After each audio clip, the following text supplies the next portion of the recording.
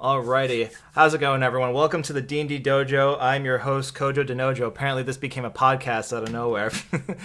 So today we have four very special guests who have been my very close friends for many, many years. We are the Phantasmic Fools.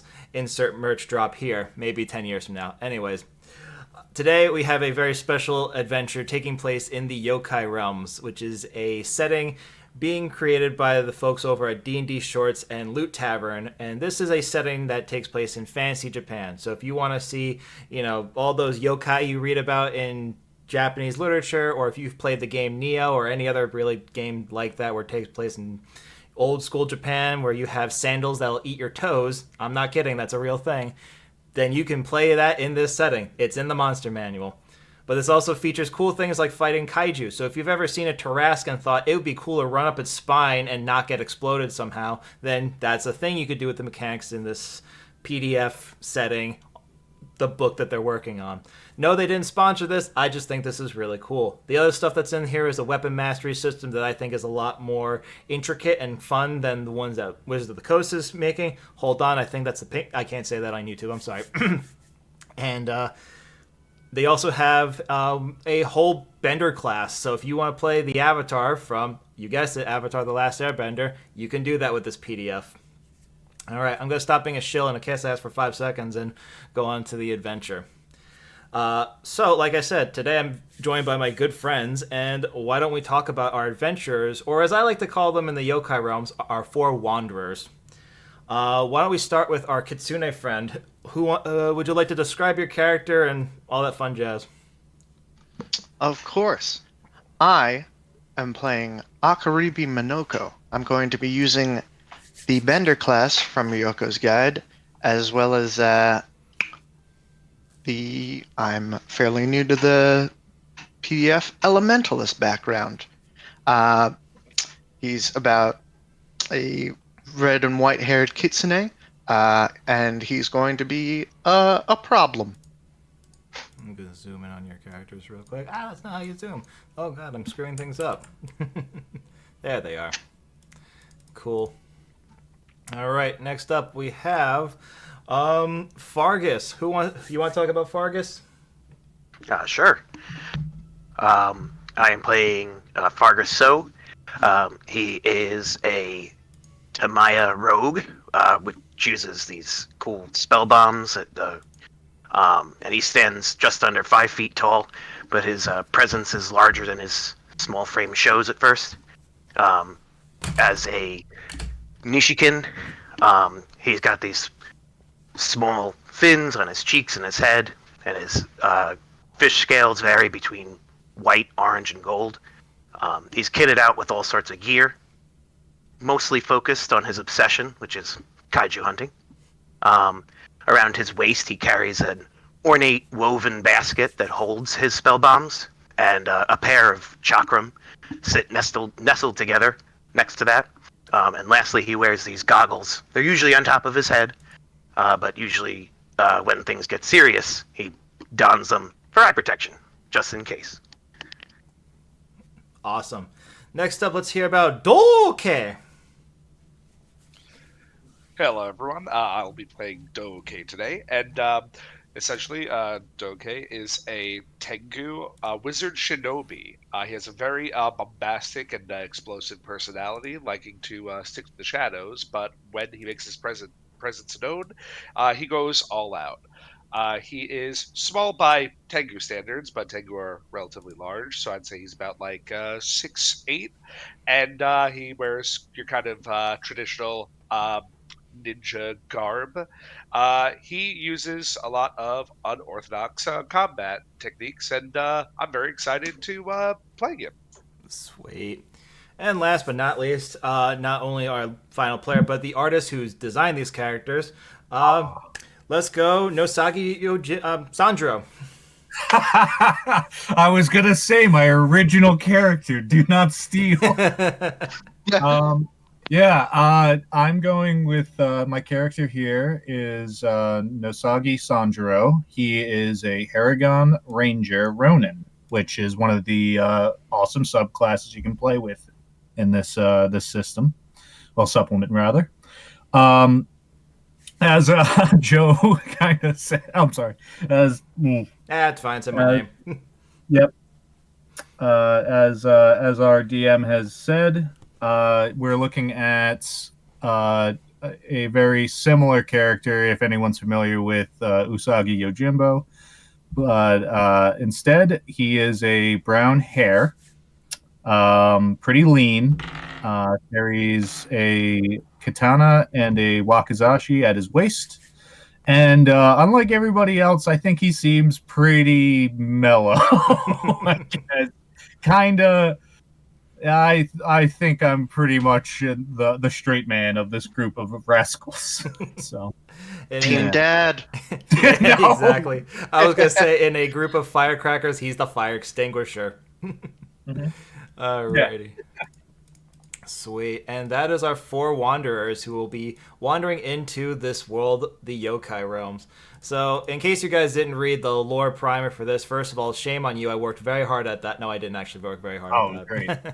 Great. So, just to set the scene for you guys, basically how I work things in the Yokai Realms, and for those watching at home, 2 things. One, this is going to be very theater of the mind. So, if you're looking at this screen going, wow, I've been staring at Kugane for the past hour and nothing's changed. That's just how it's going to be until they start fighting stuff. So go paint some minis, go clip your toenails, do something else, just play us in the background. It's great for the algorithm. Anyways.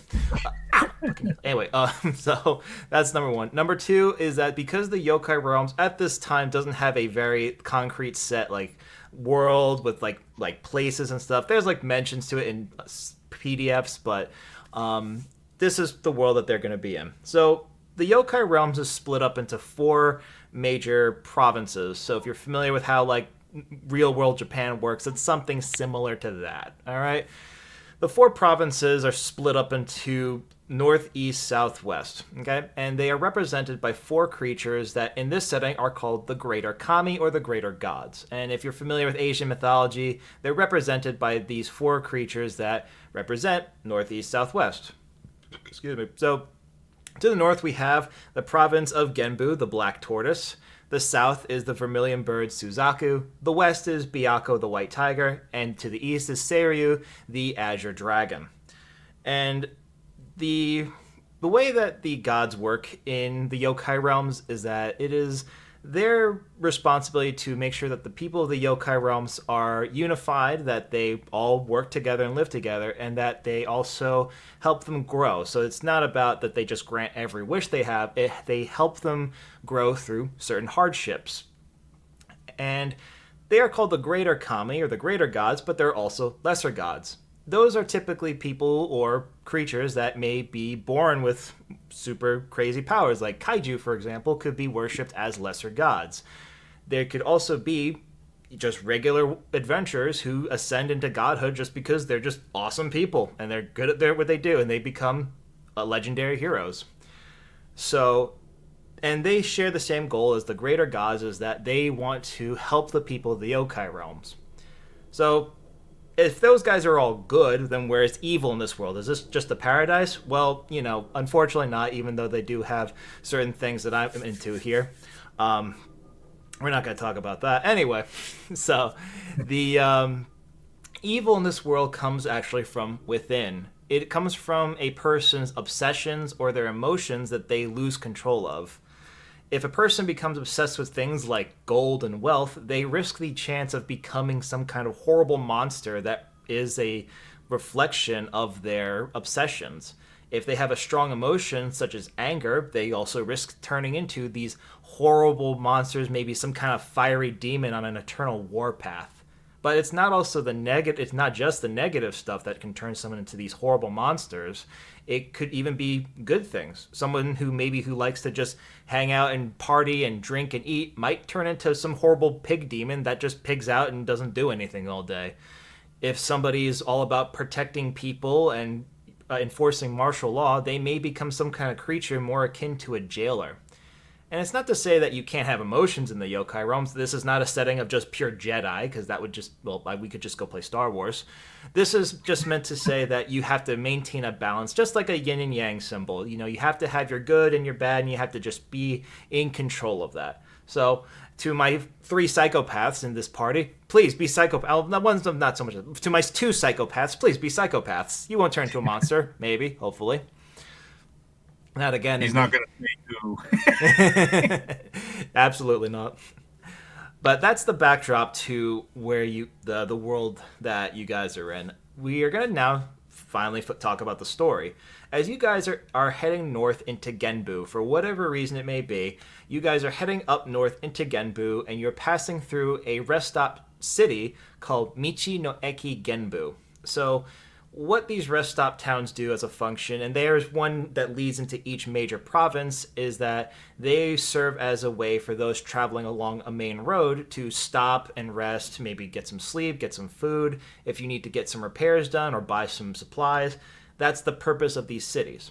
Michi no Eki Genbu is special among them, however, because it is such a successful and prosperous city that it allows people to come here for longer stays. And I just remembered I'm not playing any music. Let me go get a song for you guys. Please hold for musical ambience. Yeah. This will be edited out. Probably Poopy not. butthole. What is love? Ah. Baby, don't Well, now you just put egg on my face. Now everyone knows I said poopy but you got me twice.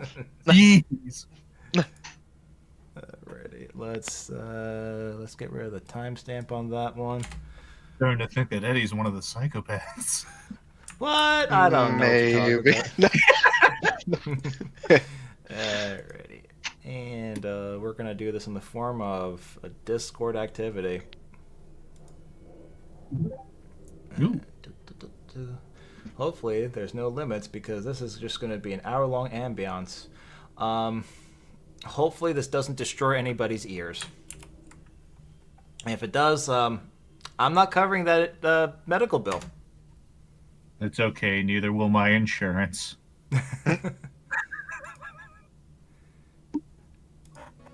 Nice.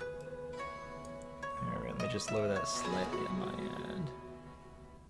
Yeah. Not that slightly. There we go. Cool. Alrighty, cool. Square Enix, if you are watching this video, first of all, hi, how are you doing? Please don't sue me. The 4 Wanderers are going through Michi no Eki Genbu, which again has been the most prosperous of the rest stop cities because of the lord who runs this place, a man named Ryunosuke Omoyama. Ryunosuke, just as a thing that everyone knows within the local area, has been the lord of this place ever since he was a young man, and has been very successful in making this city as successful as it has been.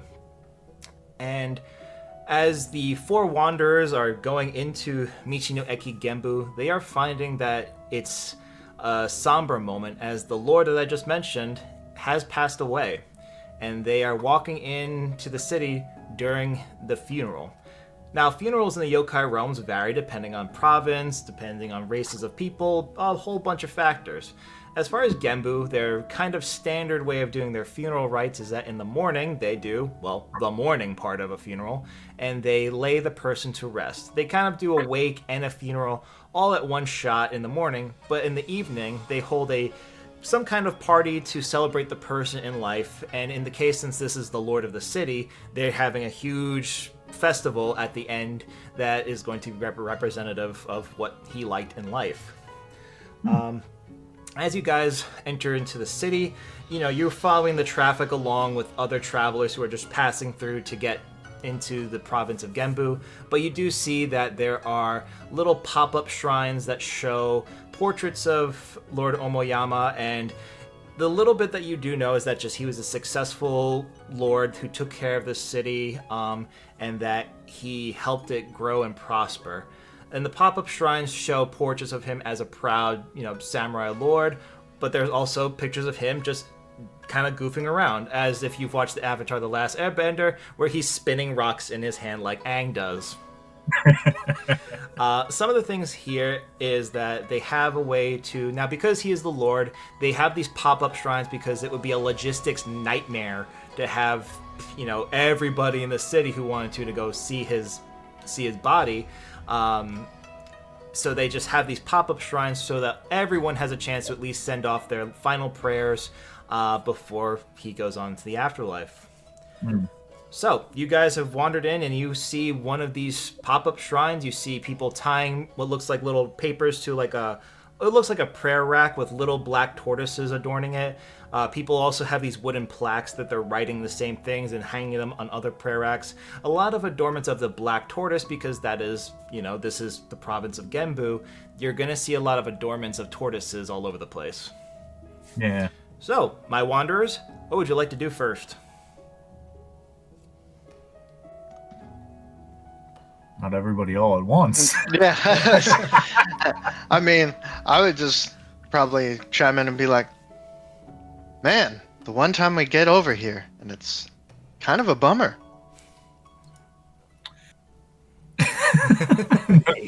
Nosagi next to Akaribi kind of nods his head a little bit solemnly, looking in at the what is kind of like a bittersweet kind of thing. Just it's nice to see a community get together and send off some like a beloved leader.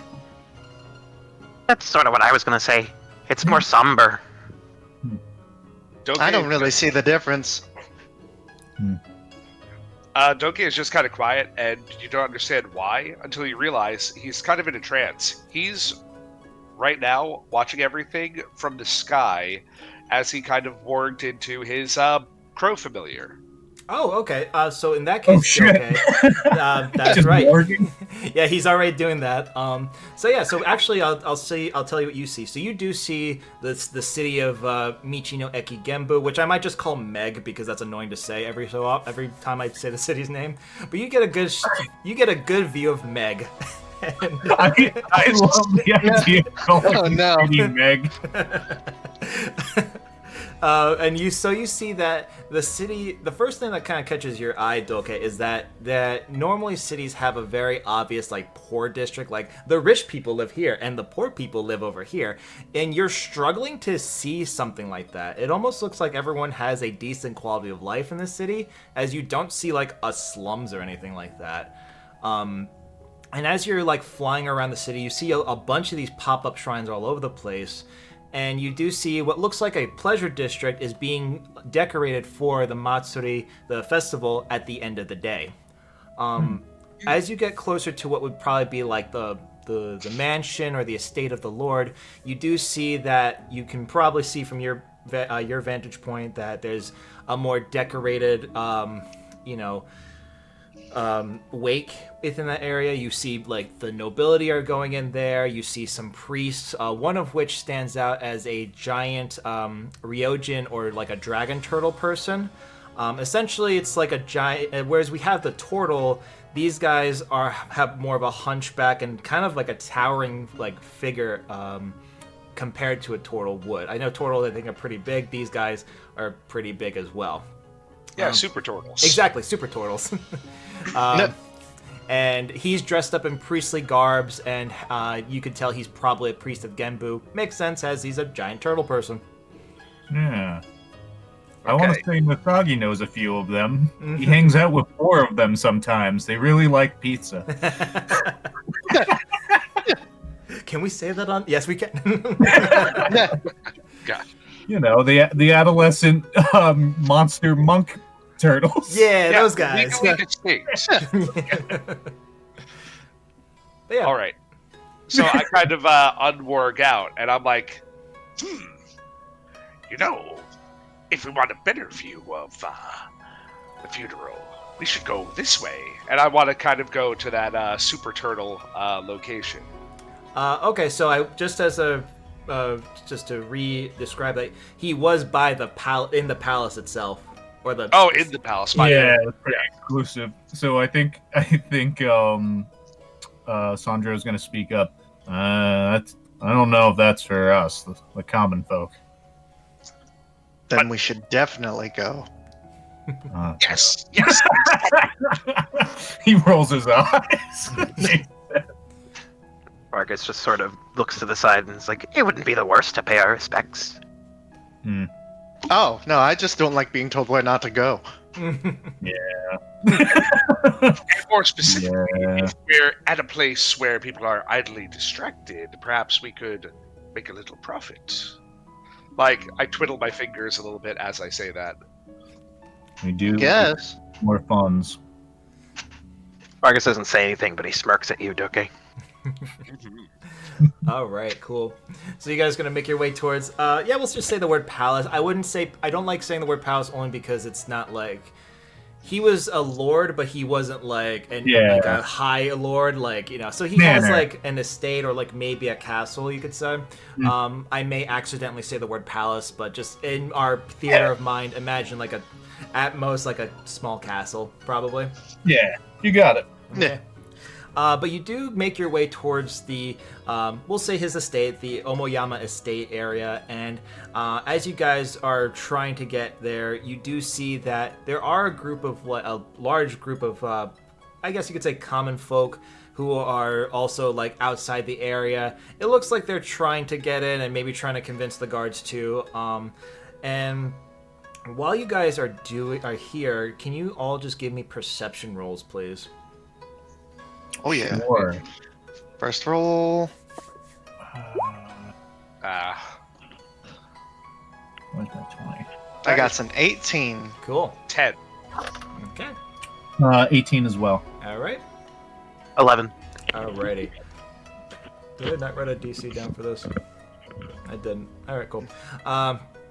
So for Akaribi and it was Sandro that got the 18? Mm-hmm. And what did Doke get again? 10. 10? Okay.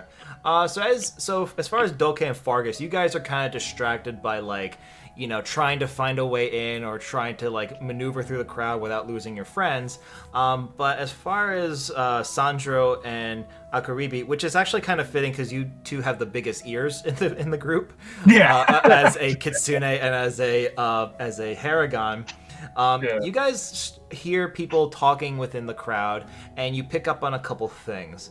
One person seems to be complaining, and they say something. We'll say that Sandro hears this one. It seems like they're complaining. They say that Lord Omoyama would walk among the common folk just as dressed as a commoner. Why can't we show our respects the same way? He walked with us. Why can't we walk with him? So, Sandro, you hear that. Well, he's dead for one thing. Yeah, that's a very good point. And so what you hear, Akaribi, is that, and this kind of fits with you because you being a firebender, you hear someone kind of gushing. It's like, I heard Lord Omoyama was a really powerful airbender, and he used to combine that with his swordplay. Like, can you imagine that? Like a dude using wind to like rush across the battlefield and slash at a bunch of people? That sounds amazing. I lean over to Nisagi. He's gotta have a treatise on windbending, and I want to steal it so bad.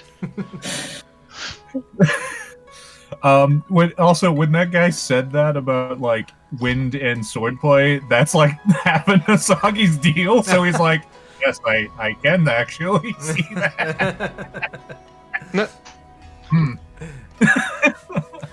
But yeah, so while you guys are doing that, let's actually pan back to Fargus and to Doke. So since you guys didn't listen in and hear those things, what would you guys like to do to try and figure a way to get into the area to see the actual body of Lord Omoyama? So, I mean, technically I could just cheat and use the bird as a way for me to be able to see it, but That's fair. That's no fun. I want everyone to be able to see it and possibly, cover if I were to get into any shenanigans. So, I'm going to see if I can maybe, listen to the crowd, because I'm going to try to see if there's anyone else who might be a ne'er-do-well who wants to try and sneak in. Okay. In that case, I'll let you do another perception check then. All right. Oh yeah, let's narc on him. Yeah, narc on him. Okay, that was a 14. Okay. as far as listening in for other people trying to sneak in, you don't really hear anybody else that's like objectively trying to sneak in. It's more so people complaining about not being able to go see the actual body of Lord Omoyama. And that kind of drowns out you trying to pinpoint somebody who's saying, I'm going to go this way and like do this or do that. All right, then. So I'll kind of just look over to, I believe it was Fargus who was the other one who didn't hear, right? Yeah, he did not hear any of the things that the people were saying. All right, so I just look at him like, Fargus, how badly do we want to get in there? Well, I mean, depends on how much we want to actually pay our respects and how much we want to actually just take a look. I could try to get in. I mean, I not necessarily want to pay my respects, but I do want to take a look. What do you think? I could find some corner to stuff myself in and see if there's a spot I can see through, see if I can, I don't know, find another entrance. If you could find another entrance that may be accessible, if we were to, say, open it from the other side, let me know. I might be able to maneuver on in somehow and make the way for everyone else.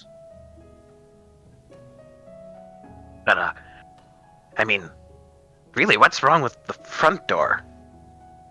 Can we just ask to go in? I mean, we could, but it looks like they're kind of turning people away, and unless they have money, and I can tell you, I don't have that. Vargas just sort of stands there, like,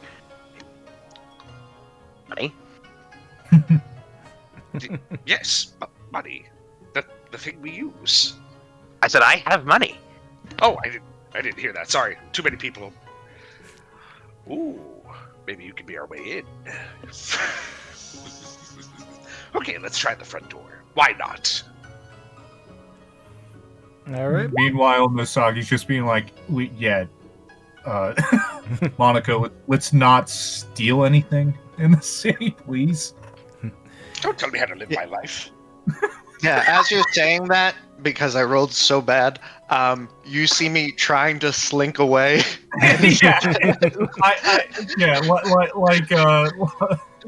Like a mama dog, like picking up their puppy by the scruff of the neck after Harry Zakaribi. That's beautiful. Hey! I just saw something over there. That When you took me on as your bodyguard, I'm supposed to guard your body, so please do not sneak away. Okay. Fair enough. Mm-hmm. Cool. All right, so you guys are going to try the front door? Mm-hmm. Yeah, why not? All right, cool. So you approach the gate where it's not like they're like shoving people back, but like people are like kind of patiently staying there, hoping to be let in, and like people are like pleading their cases. It looks like they're not like begging per se, but they're trying to convince the guards, like, listen, like we really just want to say goodbye to the real like Lord Omoyama. We're not really satisfied by writing him a note and hoping he gets it in the heavens. Stuff like that. That's kind of like the main argument you're hearing people say. Yeah. And so the two guards that are standing outside of the main doorway are, one is a Ryujin, which is a I guess you could say the Yokai Realms version of Dragonborn, where as opposed to the big bulky dragon type, it's more of that slender, almost like they kind of look like what they call koi dragons here, or like a serpentine, like a Chinese style dragon, something like that. Yeah. As a person, so very serpent like. And the other guard is a Haniwa, which is those like clay people that kind of think of them as almost like the Yokai Realms version of a Warforged, where they aren't they're kind of created, and they do have their own soul and their own personalities and stuff like that. Awesome. But those are the two guards that are there, and as people are trying to plead entry, both of the guards are very calmly trying to explain to like, sorry everyone, we we understand your feelings. Even we're not allowed to go in there. This is strictly a wake for just the nobility of the local area to pay their respects. There's a lot of you, and we can't just have you all walking at once. As the Ryujin's trying to like explain to people, and some people are like understanding, some people are like patient, like, oh well, if this is just the time for the nobility, we can wait till later. And he's like, that's not what I'm. Oh boy. So yeah, how would you like to approach the situation? I mean, I immediately burst through the crowd, hearing that, and being like, "Well, you're in luck. I just so happen to be nobility." And Nosagi behind just pinching his nose. He's like, God, nah. I'm the Great Fox of Fire, and I'm here to pay my respects. Okay. Now, please let me through. All Please. right. Akaribi, please clap. Yeah. Now, do you have any credentials, or this is just Akaribi just? Oh no, I'm lying. Okay, cool. That's because I remember one of the earlier versions of your character backstory. He was nobility, so I'm like, are we still doing that? I don't remember if we said not. Okay, like a liar. Yeah. Go do a crime. Okay. Give me a deception roll then. Let's go, please. Ooh. Dirty 20. Wow, cool. Oh, Alrighty then. So as you walk out, and you have you have Nosagi Sandro as someone who is carrying himself like a retainer or a samurai. Oh, it's so great too because of my backstory with being a courtier. Yeah. And the two guards look at each other, and they kind of shrug, and they go, I mean, I don't remember his name on the list. And he goes, I don't even remember what the list had. He goes, I mean, he seems confident enough. Should we just let him in? He goes, I sneak in between them. Yes, you should. and the Ryujin jumps back, but the Haniwa looks like he knew you did that, and he's just like, I mean, he's just going to pay his respects, so I don't see a problem with it. I mean, it's not like we keep anything valuable in there. Silence. He tries to hide the dour faces as they say that. Yeah. And so the Ryujin just nods his head and says, all right, very well. Great Fox of Fire.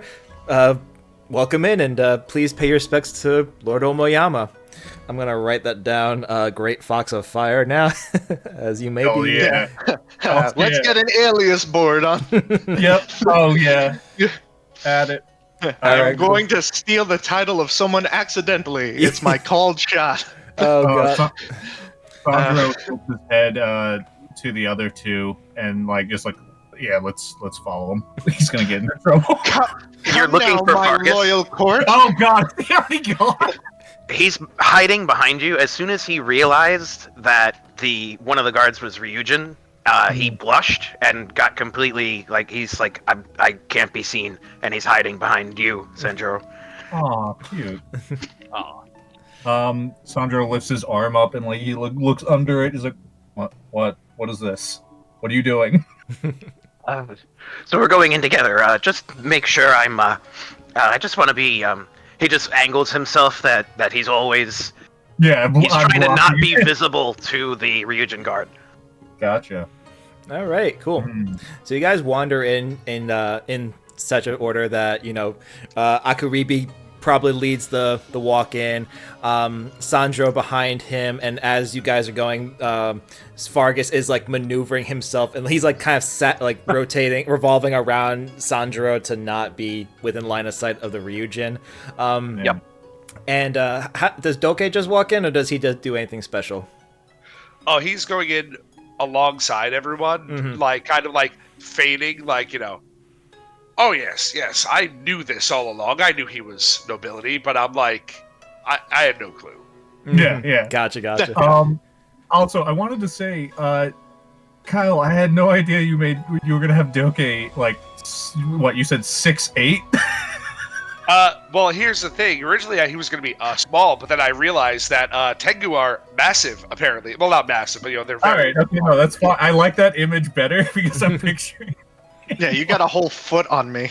Yeah, Yeah, so he went from being like, oh, he's just a little guy to he's a little guy relatively. No, I Oh, like look it. at the big baby. Wow. He's the tallest one, and he's our ninja. Yep. Oh, yeah. I love it. Sweet. All right, cool. So you guys go into the courtyard where they have it set up to be more accommodating. It's a lot more spread out because this is just for the nobility. And you see people in like fine garbs, and you see that they have some like food spread out as well. And towards the actual building of the estate, you do see the casket with the body of Lord Omoyama there. And outside, you do see, well, not outside, but next to the body, you do see the family members of the Omoyama family. You do see an older woman who's dressed in like, all black, as she is most likely his wife. You do see a young man who, based on the portraits you've seen of Lord Omoyama, he looks like a younger version of him, so it's most likely his son. And there also is a young woman among them who is also dressed up as she's in the funeral, but she seems to have a few more like adornments on her hair and other jewelry. All of these are also human, by the way. And the dragon turtle that you saw before, Doke, is among them as well, as he is standing next to the casket. As people go up, he'll like do a little bow. He'll say something to them, and you watch it as they say something. And this is after they've paid their respects to Lord Omoyama. After they pay respects to the late lord, the dragon turtle man will say something, and you'll see almost like a black aura surround them. Now, as a reminder, remember that black is just the color of Genbu, so this is not meant to represent something bad. This is probably he's saying like a prayer from Genbu to this person. Okay. Yeah. All right. So with that, I assume like everyone's kind of paying attention to like this, right? This seems kind of like a big deal that's happening. So as far as the people that are around, you see that a lot of people seem to be talking amongst each other if they aren't in line to pay respects to the late lord. And they seem to be just talking amongst each other, like telling stories of like, oh, when I was doing dealings, Lord Omoyama was the mediator. There is a Oni-born person. So Oni-born are like half Oni, or I guess they call them the Oni-born here. But they're part of civilized society. They're like tieflings, essentially. You see a blue-skinned Oni-born who is kind of dressed almost regal, but he has like his muscles out. No, we're not going to go blue. We're going to go with red. He's red. And he's telling a story. You hear him loudly telling a story of how he had challenged Lord Omoyama for control of this territory. And he gets really quiet and goes, well, I lost that match. And I lost the one after that. The third one I was close. But, anyway, how is your trade, as he's talking to another noble person? All right. So during all this, I'm going to try to see if I can like draw less attention to myself and try to slink away into a corner. Okay. Yeah, so since you're in a courtyard, there are multiple buildings where you can like kind of like slink into like a shadowy corner. That you won't need to roll stealth. It'll just, you have enough opportunities to do so. All right, and I kind of want to case the joint to see if there's anything worth stealing with insight. The guards said there weren't. Yes, that's what they would say if there was something obviously that they, The trick is to make sure there is nothing there. Okay. Yeah. Like when the DM said that, I kind of imagine the guard says that, and then his eye just looks at the camera knowingly. Yeah, winky face. Yeah. Sure. So give me an investigation roll. Ooh, okay. I'm pretty okay at that. Mm-hmm. Okay, that is a investigation 17. Okay. So as you're looking around this area for anything kind of value, now are you going to try to go into the estate itself or just the immediate area you're looking at right now? So just right now in the immediate area, just like to see if there's some kind of, goal to make it worth, Gotcha. Okay. entering. Alrighty. So your first thing you look at is like the spread of like, you know, all the serving trays and like probably thinking, oh, maybe there's golden goblets or something. They seem to be like ornate stuff, but nothing like gold or anything, but more so like almost like fine pottery and stuff like that. But as you're looking around, one of the things that you do come across, and this is in a spot that's going to be a little difficult to probably get, and this is something that really just stands out to you, and you're like, that would be the main prize. Next to Lord Omoyama's casket is his swords. So those things, you can imagine this belonged to a lord. They're probably pretty expensive. Oh no. Now, the thing that seems the most feasible to grab would probably be some of the cups and the plate air things, because again, these are like pottery stuff, but in this area, in this setting, you know, that type of stuff can be considered very valuable as well. Okay, so I think I'm going to start off with cups and plates and kind of see if I can get away with that. Okay. And then we'll see how the rest goes. Cool. While you're plotting your grand heist, what's everybody else want to do? Well, I will immediately go up to the grieving family Oh god. and just be like, I am so sorry for your loss. Okayama was a great bender, and I hope he had taken the time to put his teaching down on scrolls or anything of that sort. Before I continue, did you mispronounce his name on purpose, or did you was that an accident? I mean, given my background, that could totally be purpose. Yeah. I'll type it in chat so that way you guys can always have it at reference. I'll put it in the Roll20 chat. Yeah. Omoyama, right? Yeah, Omo. Let me just do this. I could just do it like this. No, not. Fuck, I'll just type it like this. Yeah. Sandro just visibly twitching when he hears the mispronouncement. Like that. Omoyama. Yeah. Which I looked up what that meant, and I completely forgot what that meant. No. But anyways, so yeah, do you want to say? Do we want to retcon that you said it correctly, or do you want to just continue with how he said it? Given my flaw, I will keep the mispronunciation. Hell yeah. Okay. So the the young man looks at you, and he goes, I'm going to assume that you are grieving like we are, and you mispronounced our name. But as far as the teachings of my father as an airbender, I'm sorry, I don't believe he wrote anything down. He was just naturally gifted with airbending. So he's trying to say that, and the older lady just kind of just nods her head and doesn't say much. And the young girl, she looks at you and goes, "Oh my gosh, are you a representative from the Kitsune clan? I thought Machiko wasn't going to make it, so she sent someone else. Oh, I'm so thankful you're here. Thank you for showing your respects to my dad. As far as any of his airbending stuff, I can try to dig something up, but I can't really promise anything." Completely overshadowing her brother. I immediately, seeing the opportunity go, and I will use my, I'm going balls to the wall, my ascendant form as I grow a bright white light and move up to her and go, Oh, my dear, that would be such a gift to me and the Kitsune clan. Oh my If God. you could let me know of any and all spell bending techniques and write them down for me, I would be, and I look at her and like kiss her hand gently, forever in your debt. I was going to make you roll persuasion, but I'm not going to do that. Instead, I would like you to roll insight. Uh-oh. Oh wait, I'm surprised I'm proficient in that. Hey, rolling the 15s again. Nice. Okay. So 18 total. she is just like kind of fangirl fanning herself as you're doing this.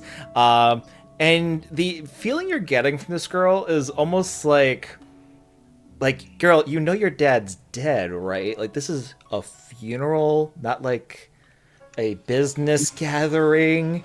You know, it Yeah. kind of seems like that she's gotten this vibe of like she's looking for opportunities as opposed to grieving the loss of her father. But yeah, after you do all that, she does turn around and say, "I will do exactly this. I'm sure you'll be here for the festival this evening."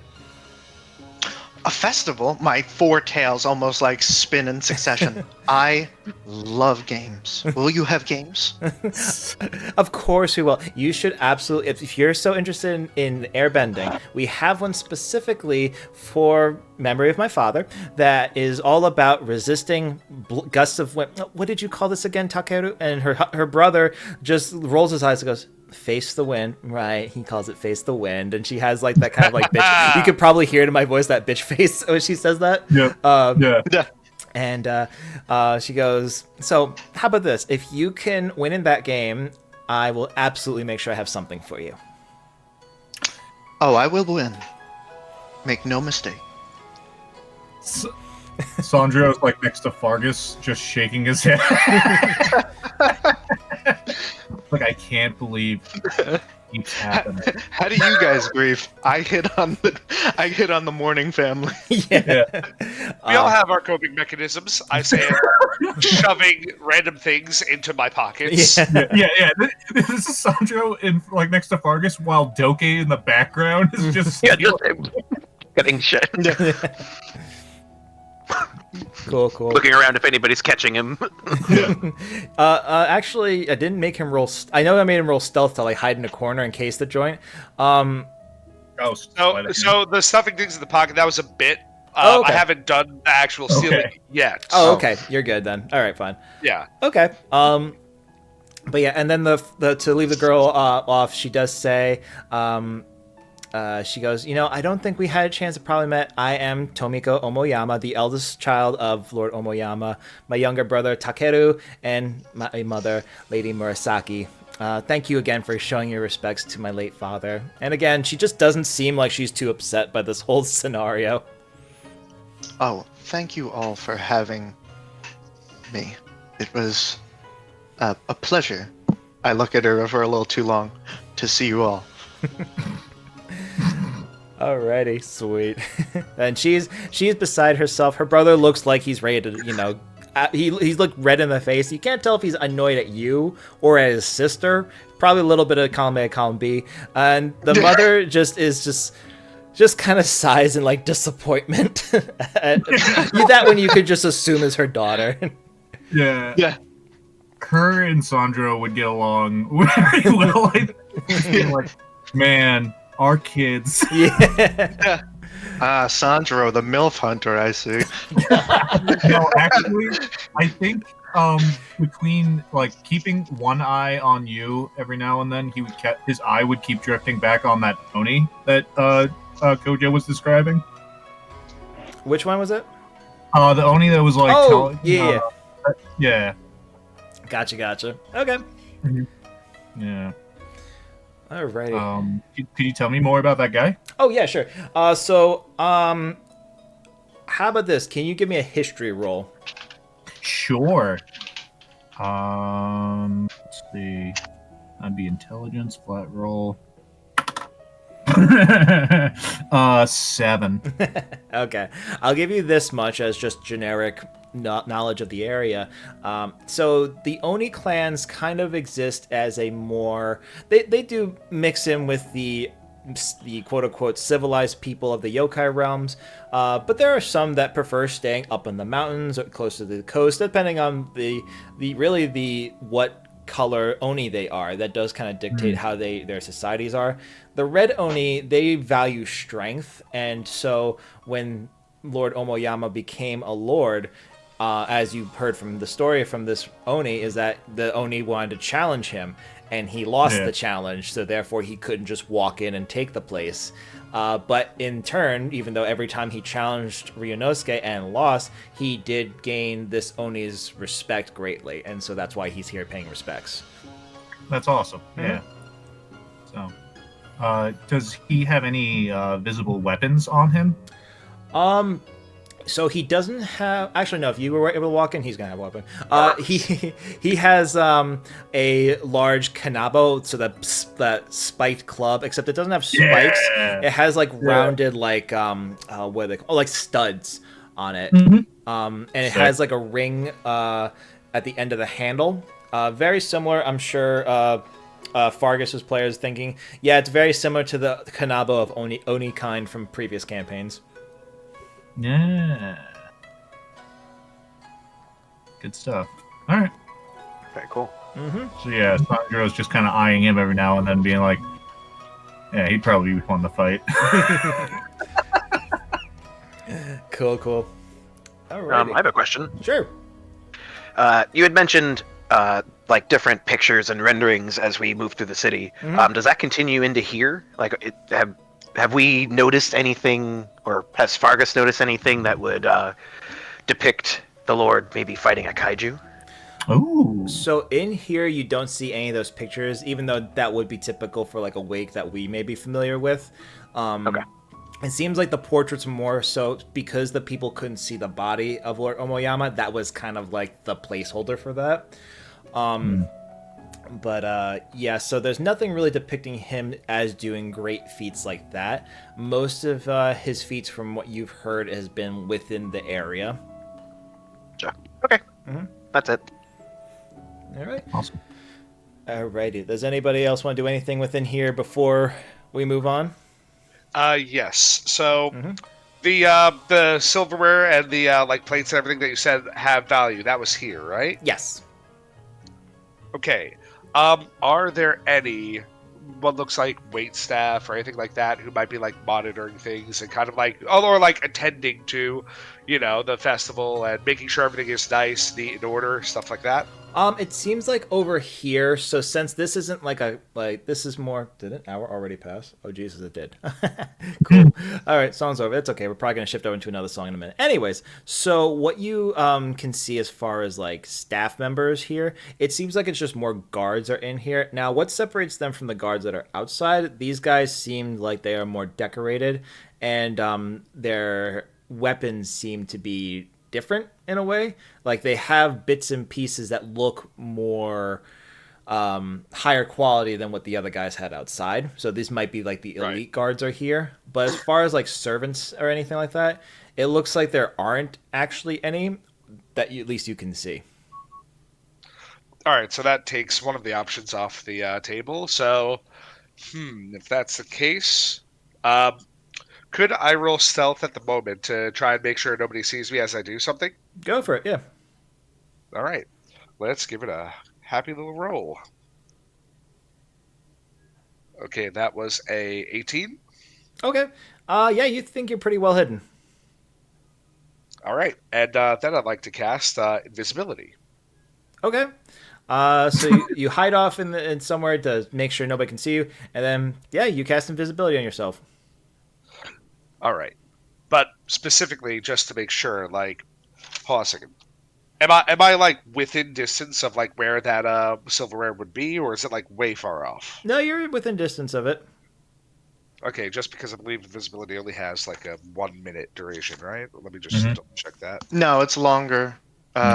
Greater I think it's 10. invisibilities. Yeah.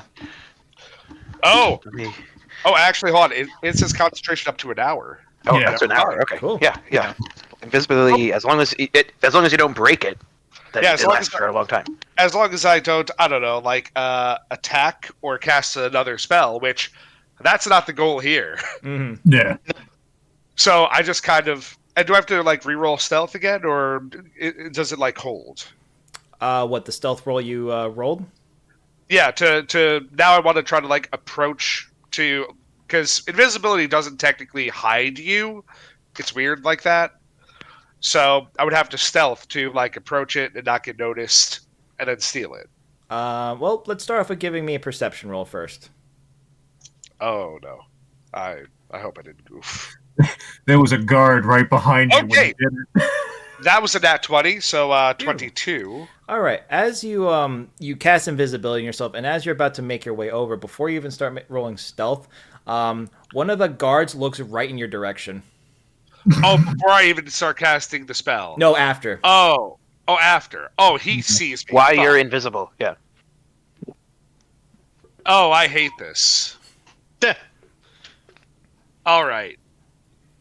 You're so Ryujin. I know I'm not. So now I'm curious if I don't know if that's just straight see invisibility because, like, Yeah. Well, do something. Find out. or if it's he can detect magic was cast. Yeah. Fuck, We'll this. find out. I'm gonna try to. He just watched you do like the Naruto hand signs for like a minute. So even though I'm invisible, I'd like to try and literally lose myself in the crowd. And as I'm doing that, I'm keeping an eye on him to see if he still like knows exactly where I am. Yes, so you go ahead and do that. 1 second. Let me just double check something. Because really, it doesn't just make you.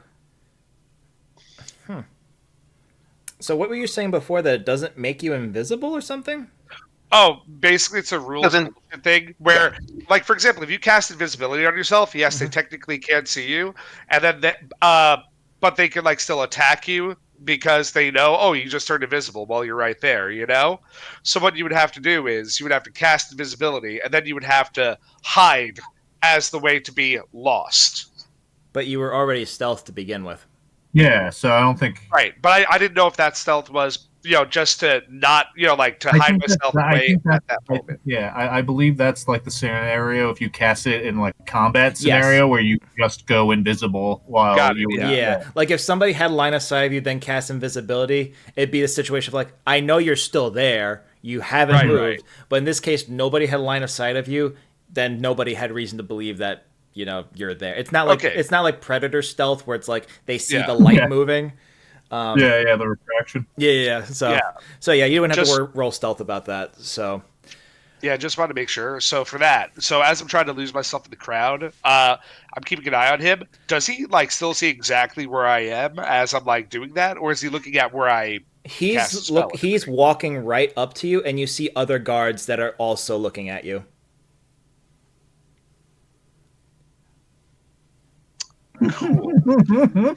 Cool. And as he walks up to you, he goes to grab your shoulder. Would you like to try to dodge out of the way and run away, or would you like to see how this pans out? It might be funny. It might be funny. That's the issue. Yeah. Yeah. So, sure. Why not? We'll see how this pans out. Okay. He goes to grab you, and you're just going to let him grab you? Yeah. Okay. So I'm going to act startled at that. I'm like, don't look at me. So as you do that, so the guard walks up to you, and he just grabs your shoulder, and as he makes contact with you from his hand, your invisibility just starts to dissipate, and you hear he says to you, "What kind of person steals at a funeral?" And his grip on your shoulder is almost like a death grip. So I look at him. I'm like, first of all, you can check my person. Haven't stolen anything. Secondly, I turned invisible because I don't like crowds and I don't like people looking at me. He's an ugly crier. Sanjiro chimes in. Yeah. I literally put my arms out to be frisked. Look. The guard won't frisk you. He goes, fair enough, you didn't steal anything. Why are you invisible at a funeral? As I said, I don't like people looking at me. Why do you think I wear black? So I can hide, so people look at me. And so you willingly came here for what reason? If you don't like crowds. I put my hand on the guard's shoulder as I'm behind him and go, I do apologize. He's here because I wanted to be here. He's a member of my court. And I put a hand on Akaribi Joe. And then we all do a conga line. And I just need to ask, which is the guard that's confronted him? Because if it is the Ryujin, Fargus is leaving. So that Ryujin is actually on the outside of the area. We'll say this one. I want to use another Yokai Realms. This region, however, turns the lead, sees that guy at the door, turns back into the crowd. I just like to picture we're all a family, and then Fargus is like halfway out the door, like stops, like yeah, I mean a crew, yeah, whatever. We'll say that this one's another Haniwa, so another clay person. Okay. Yeah. So yeah, Fargus is there, but doesn't say anything. He doesn't want to make himself that known, but he's with the group. Gotcha. I Okay. take Fargus's hand and put it on my shoulder. Exactly. We form a chain. Yeah. All right. The 4'8" Nishikin just touching the back of your leg. Yeah, the 6'8" friggin' Tengu. I want to imagine 5'8" Kitsune problem.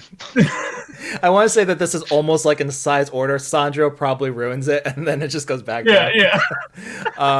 Okay. This, So the by situation, as per the guard's perspective, is he found someone who's invisible sneaking through the area. He's now asked them what you're doing here when you don't like crowded people. The kitsune that's with him is saying he's with me, and he's just here because he's with him. Yeah. And so that's the situation, right? Yep. Fantabulous. I had stated he is a Never mind, member I'm of my leaving. court. Gotcha. So in that case, Akaribi, give me. I mean, technically, he's part of your retinue, so I don't think deception really counts. I mean, I can give you persuasion. Is it the same regardless? Yeah. Okay, give me persuasion. This charisma caster. All right. Well, I still have that ability up, so I can add a D4 to it. Okay. Hold on. I want to check something real quick. I might have a thing. Well, I mean, it's a 10.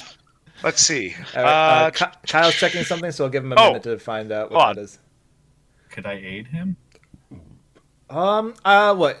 So this, yeah. If you want to aid him, if you want to give him advantage, since you are all there, and they did see you, all four of you walk in together. Yeah, that's my hand on Akaribi's shoulder. All right, so, Also, the spell I was going to cast, that wouldn't have helped. Okay. All right. So yeah, Akaribi, if you want to roll again for the advantage, you can do so, and we'll keep. Yeah. Let's see, is it better? Hey. Much better. Hey, I'm still going to roll that D4 because I like watching numbers go up. I hope you get a 4. Close enough. Yeah. 25, though. All right. That's why I'm your bodyguard. Yeah. I guard your body. So you say this to the guard, and at first he's like not having it. You know, the idea that someone is encroaching on his lord's funeral while invisible just rubs him the wrong way. But Tomiko comes over, and she's just like laughing. She's like, "Oh, you have one that turns invisible? That's so funny!" And she turns to the guards like, "Listen, they've paid they're just about to pay their respects and leave, and they're gonna head on out, right, boys?" And she turns to the four of you. That is exactly right. Sandro nods. Thank you, my lady. Of course. And then she like gestures you to the casket to just say your whatever you want to say, and then just head on out after that. Mm-hmm. I direct Akaribi that way. Fargus hurriedly just hustles over to the spot, and we'll silently bow and stay there for an appropriate amount of time, and then leave a small talisman in like a good spot. Okay. And then cool. hustles out. Cool. As you guys go up there, the dragon turtle man bows his head, says, "I know you may not have known Lord Omoyama personally, as we have, but it is good to show your respects. And he is a man of a rest stop city, so he is not expectant of you to have some grand speech. You may just simply bow, and he will take the respects. And once you've done so, come see. I will bestow a blessing of Genbu on you." So, if you guys, unless you guys have any extravagant thing you want to role play out, we can move on to that part where the dragon turtle gives you a blessing of Genbu. Yeah, I want to see how everybody pays their respects in this awkward situation. As the guards are all staring at you, as everybody in attendance is all staring at you. We become a TSA flight risk. Oh no. Okay. Well, everyone say your respects before I do. I'm so scared. Oh no! No! I go accept my blessing. Okay. I'll wait till everybody else is done, then I'll explain what the blessing is. All right. Sandra will hold up one of his hands in like that, like kind of a Buddhist prayer kind of form, and he'll bow his head silently, close his eyes, and then he will lower his hand. Actually, I picture most of the time Sandro's arm tucked into his robe, very Samurai Jack style. Mm-hmm. So he'll return his hands back there, and then he'll look at Akaribi. Cool. Yeah, and then as I approach, I will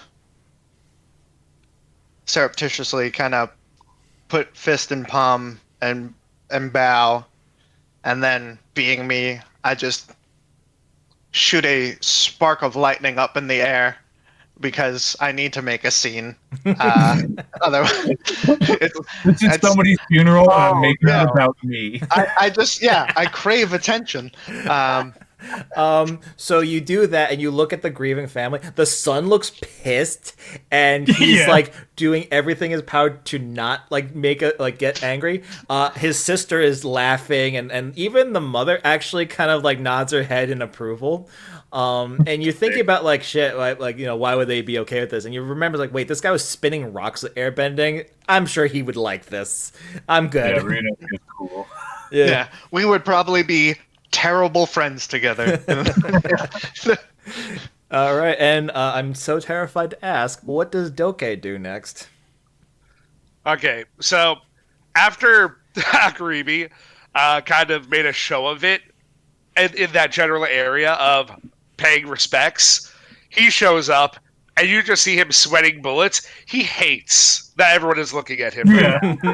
This irks him so much.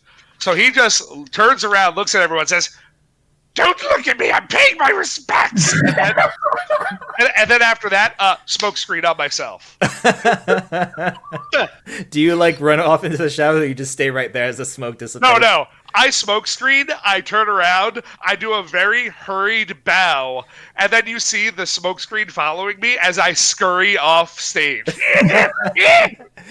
So when you say "don't look at me," some of the like nobility who are definitely not battle seasoned at all, they kind of just like look away. Everyone else is just like eyeing you, like, what the hell is this guy doing? When you do that and you wander off stage, so you guys do have to pass by the dragon turtle priest as he does do a small prayer of Genbu to you all, and just like when you saw before, you see you get shrouded in this black aura, and you feel like a sense of protection. You guys gain a minor boon of the Kame. This is a mechanic that I'll be introducing to my Yokai Realms games. That when you do something that kind of relates to the Kame, or something that respects people close to them, in the case of Lord Omoyama, he was pretty close to Genbu, you will get a minor boon. So I'm gonna tell you what that is. You guys ready for this? Oh yeah. All right. So your minor blessing of Genbu, once per turn until the next dawn, you may add 1d4 to any saving throw or your armor class as a free action. Ooh. D4 towards save or armor AC? Correct. Yeah. So to saves, armor class, and how often did you say we could do this again? Once per turn. Once per turn. Jeez. Yep. Okay. Yeah. And again, this is a free action, so this is not your reaction. So if you have a reaction that does something, this does stack. Awesome. Boon of the Kami. Sick. And this is a lesser boon.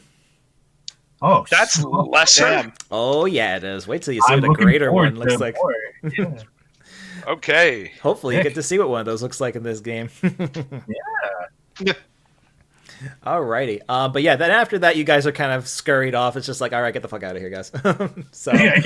The guards are like, okay, time to go. You paid your respects. Yeah. As we're getting hurried off, just you hear, "Don't touch me."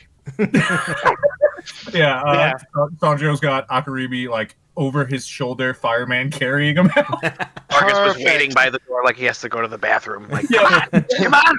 And then feeds doing into that the awkward scene. thing where I have to block your vision from the reunion. Oh, yeah, that's right.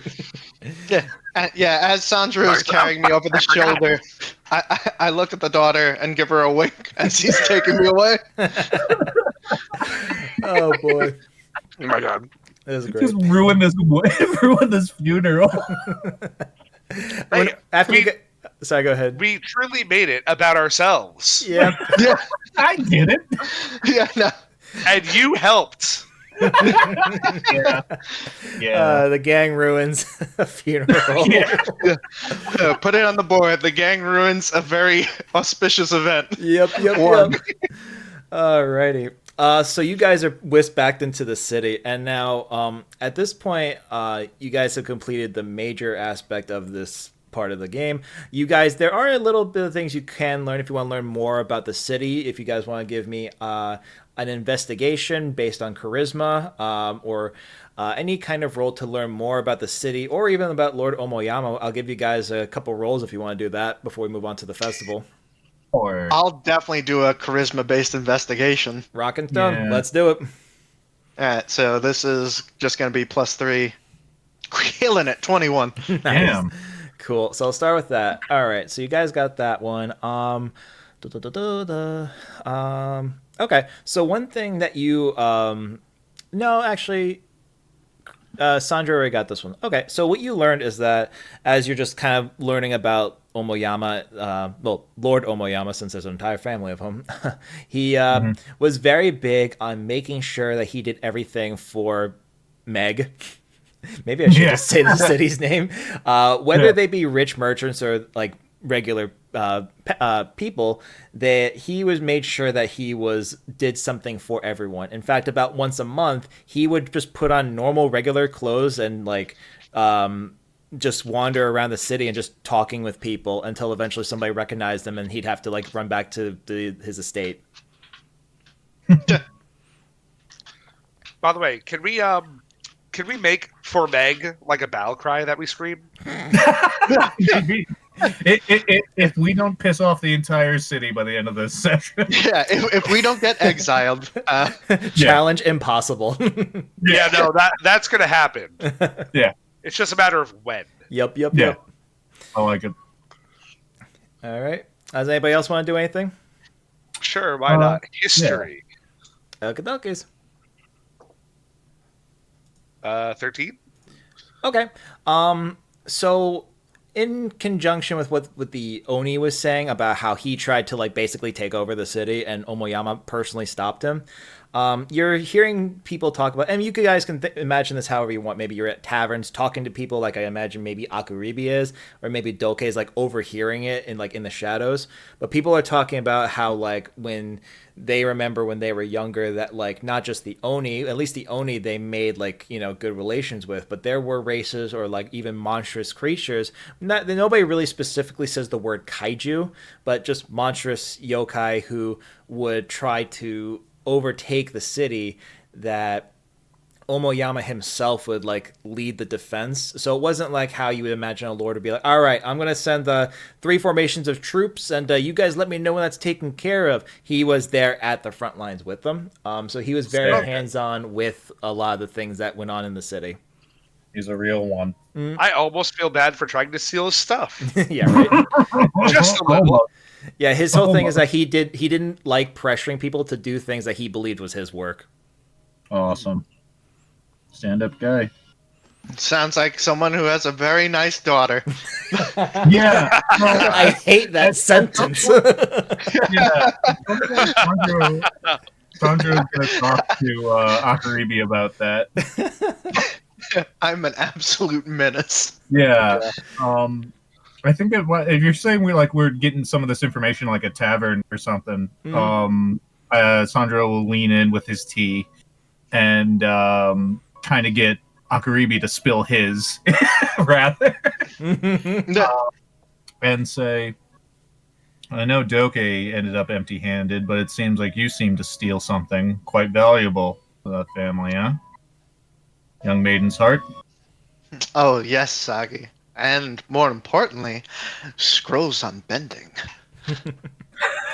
So that's your real game. I can have both. Do I have to remind you of that time you slept with that lord's wife and caused a whole issue a few towns ago? We escaped, didn't we? Ugh. And I'll add, I didn't burn a single building down that day.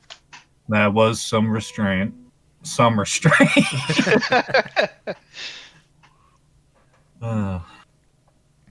All right. Alrighty. Don't worry, I'll be busy playing games today. So I will be in less trouble than normal. So it's any day that ends in 1. Gotcha. That's the spirit, Sagi. Alrighty. No, I'll save the NPC for the next part. As in probably the next couple minutes. Alrighty. So does anybody else want to do anything before we move on to the festival? Nope, I'm good. Yeah, good. Cool. All Gucci. Sweet. Yeah. All right. One moment as we take a commercial break. Brought to you by our sponsors. Absolutely nobody. This is all sponsored by me because I'm not going to make that joke because I'm going to get sued. Okay, so you guys continue on with just going about the town, trying not to get kicked out, at least I hope so, until the festival starts. It's around evening time when sun starts to set when the festival goes into full swing, and this time as opposed to before, where they had to keep people out just for a logistics reason, the entire city of Michi no Eki Genbu, or Meg, is here. The entirety of Meg. So, as you guys are going to the festival grounds, it's very typical of a Japanese matsuri. So if you've seen them in like anime, TV shows, or been to one in some way, shape, or form, you'll get to see a lot of things such as like carnival games, like catching like goldfish and like a little paper net. They do sell like little fire sparkler sticks, little paper lanterns and stuff like that. But there are some things that are dedicated towards Lord Omoyama, such as different things like snacks that he liked to eat. Like he was a big fan of eel on a stick, so you could get that. I'll list off everything actually, just so that we're all aware. Yeah. And again, these are things based off of Japanese like matsuris, so some of these things are not actually found in some matsuris, as like, according to Google research. Yeah. So if you want, you can also like pay just a couple copper to shake like a fortune stick out to see what your fortune is going to be for the rest of the day. Again, they have different games where you can like take like a matchlock rifle and shoot some targets, which the caliber is dropped to not be dangerous, hopefully. Yeah. They have the different types of things you could buy is like candied apples. I almost said paper lanterns as something you could eat. Actually, knowing this group, someone would try to eat one. Takoyaki, the octopus balls, yakisoba, some noodles, like I said, the eel on a stick. Now, some things that are specific, like games for this, is that they do have a straw mat cutting. So those that aren't aware for what that entails, those who practice sword martial arts, specifically like Iaido and Kenjutsu, they do actually have these straw mats that they roll up and put on a post. Then to practice cutting, they'll take a sword and cut through it. And if your sword's sharp enough, and two, if your technique is right, you'll cut through it no problem. These things are supposed to be as dense as like a human limb or something. So this was how samurai would train, cutting people apart back in the day.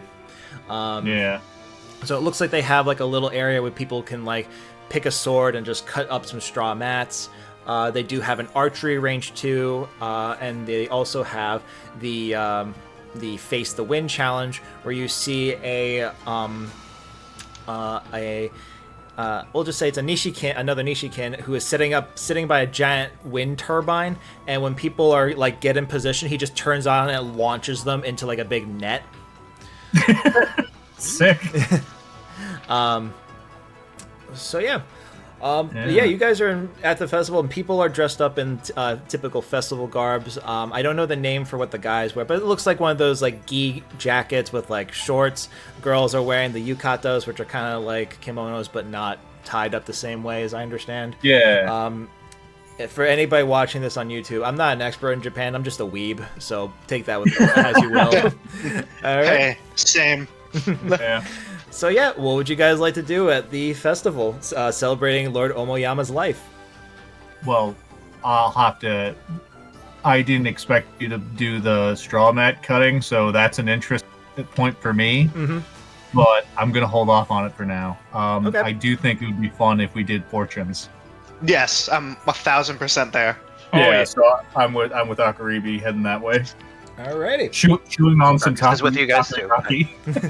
I'm definitely going to that as well. Cool. Yeah. Let's do it. As far as like getting food and stuff like that, that's strictly a roleplay thing. Don't worry about money or anything. But so like as Sandro just said, he's chewing on takoyaki, perfectly acceptable. Yeah. If you're on like your 100th helping of yakisoba, maybe we need to talk about money. But that's Yeah. Yeah. I just imagine Doke just sitting around like a bunch of empty containers, and he's just looking at the camera and goes, "Don't look at me." Yeah. Oh no, he's doing the opposite. He's telling the crow, "It's like, listen, we don't have money. You need to get us crumbs. Get us as many crumbs as we can, so we can sustain ourselves." I can get you something substantial. Please stop. Stop eating crumbs. Yeah. Did you hear that? We're going to live like kings. No. I grab his shoulder. Yes. So we're all eating takoyaki. Yeah, I was about to say Fargus's mouth is full of takoyaki. Doke, like, he spends his money on exclusively like weapons and items. Has no money for himself usually, so you see him like with chopsticks breaking the takoyaki into like 4 parts. He has a little nibble of one quarter. He's like, and the rest will be for tomorrow. All right, cool. So you guys go over to the fortune stick like shack, and basically it's a line of people, very short. You guys go up there. Doesn't take you long at all. But there's this like this pentagon-shaped box that you shake until a fortune stick comes out. And if you are to do so, please roll me a D10. Oh, let's go. If you roll a 10, roll again, please. Yeah, hold on. Ah, now I gotta roll again.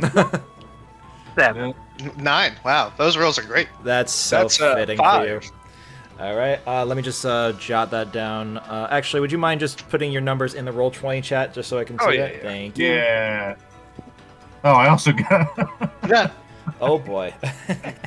Okay, so I'll tackle Akuribi and Sandro at the same time. So we'll just say you guys go up to 2 different boxes and you shake it. Akuribi, now for yours, you get something that basically says, it says like a category on it, and then it'll read like a fortune. So it's kind of like a fortune cookie, but with like a title attached to it. Right. And it says, horrible luck. You you will be faced with something that will challenge you, and you may feel overwhelmed by this. And you do see that if you don't like your fortune, there's like a little like prayer rack that you could tie it up, and it's like where people are tying up things that they don't like. Sandra, in your case, it just says, terrible fortune, look to your left. Sandro just snaps his in half. Cool. Alrighty. Yeah, next- I burned mine, being like, this is dumb. Yeah. Well, Sandro, he's just like, this is rigged. This is cheap. All right. Next, I will tackle Fargus. All right, cool. So yours is it comes up. You get a good fortune, and it says, the laws that bind people may not be the best thing. You are look to ways to help others without being restricted. Yeah, he'll pocket that and nod to himself, like it's like justification for how he thinks he does what he already does. Mm-hmm. And Doke, you get it just says neutral fortune, and it's reading the title, it sounds like, oh, this is just gonna be whatever, and it says fortune sometimes is something when someone tells us our fortune, it influences us. This is a very intricate fortune stick, apparently.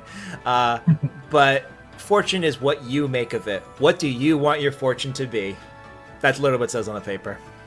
Got it. Oh, I'm trapped in a fortune-making factory. Yeah.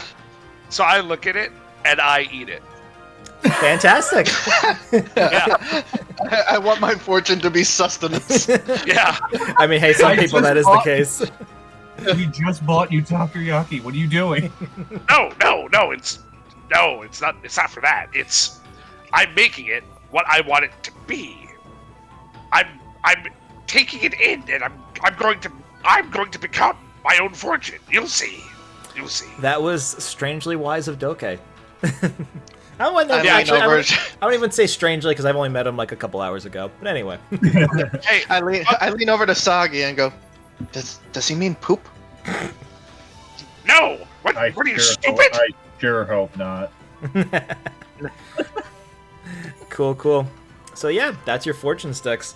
What would you guys like to do? As you know, you watch people going around, you hear gunfire going off at the shooting range, you see people that are like, oh man, I didn't get the goldfish, or they doing other types of different festival games as well. How does Fargus feel about that activity? He doesn't mind at all. He's actually drawn to the gunfire. Oh, cool. Yeah. Why don't you go check it out? What kind of guns are they using? I am. So these look like old matchlock rifles, so something like black powder rifles in Western style, stuff like that. So they are one-shot guns, so the way that it works that you have basically one shot to hit a target dead center, and you win a prize. Awesome. I definitely want to do that. Okay. Same. Okay. You had me at prize. Gotcha. All right, so who's the person running it is this old Hanewa woman. So it looks like a grandma, basically. And she's like, come, dearies, take a shot at the target see if you can win a prize. And whoever's yes. whoever's lined up. Now, as far as the prizes, you do see a couple things. It's you see a giant, like I'm talking like in the Despicable Me movie, It's So Fluffy I Want to Die. A gigantic stuffed tanuki.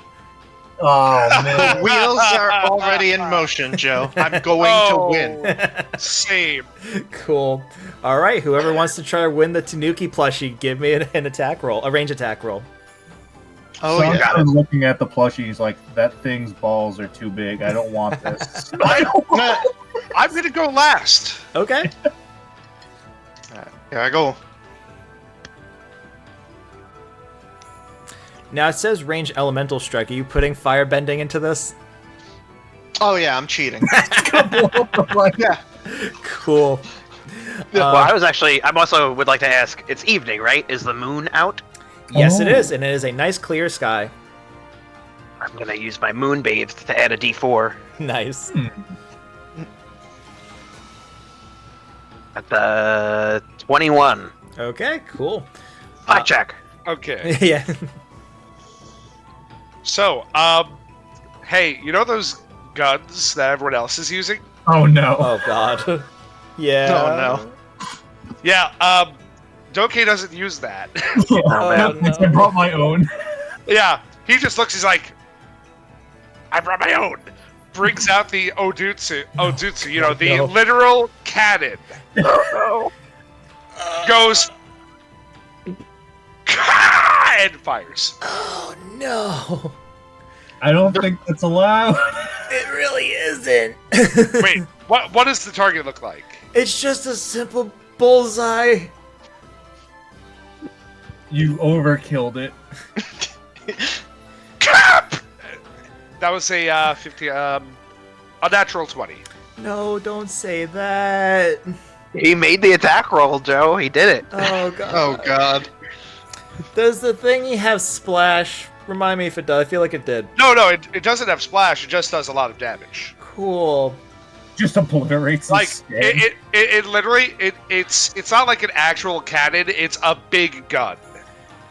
That I'm is a picturing- cannon. No, I'm just kidding. Yeah, Yeah. And then I'm also rewinding, like I'm rewinding in my mind a few moments ago, and he goes, "The literal cannon." Yeah. Yeah, fair. I know. I was playing that for jokes, but yeah, that's Hey, fair. at least it's not recorded. Right. It's on the All right, internet. so But anyway. And later to So, be yeah. an animatic. Yeah. it doesn't Before have. this happens, I'd just like to picture, like, because now there's two straight men. Fargus is like, oh, okay. Like, he's Yeah. proficient with firearms. He doesn't have one himself.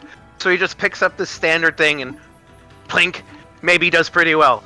And then just from his side view, this gigantic, No, real, like, Yeah. So, this is like, in the middle of full that. war rifle, or like this Yeah. thing that's designed to, like, this is, like, I think, Joe, you described that these are depowered to make sure they don't Yeah. Yes. do catastrophic damage. This is the exact opposite. Yeah. And Exactly. Fargus just like shrinks down even smaller to prepare for the shot that's about to fire. One side of Fargus. Listen. On the other side is Akaribi doing firebending. Yeah, that's true. I'm adding propulsion to the bullet. Okay. Yeah. And before I describe what happens, does Sandro want to take a shot, or is he just going to watch this chaos happen? I think Sandro was like, I see where this is going, and he's just gonna go that. All right, cool. So let's paint this picture. First, we're gonna actually go in the order that Fargus said. We're gonna go with Star Fargus, who's just goes straight into it, gets lined up. He's proficient with a gun. He knows how to shoot it. Gets it right in the bullseye, and he Yay. wins the prize. Yay! And then I'm not excited. And then Akaribi goes, and you see like sparks coming from his gun, which no one else's gun, well, one other person's gun is doing that technically, as a spark is lighting up the fuse, and like, that's not, and then it makes a louder gunshot as it fires out and completely burns the target down. And then we get to Doke. Now, although this isn't a massive explosion like I had in my head, I'm trying not to get you guys kicked out of a festival within round 2. As Doke just waves off and says, No, I have my own gun, pulls out this thing. The Haniwa woman looks terrified as you line up the shot barely and scream and pull the trigger. You not only so what the targets were sitting on were like, we'll just say just straw bag things so they would catch the bullets. You destroyed the target, you destroyed the straw bag, you destroyed the wall behind it, and it just... So, back to Akaribi, that was a loud gunshot. This was a loud boom as you just completely made a hole the size of, like, I don't know, maybe like twice the size of a basketball, or maybe the size of a basketball. No, it's like the size of a fist. Oh, the size of a fist, even funnier. So it looks, so the size of a fist as it just destroys, like rips through the target, the thing to catch the bullets, and the wall. And, the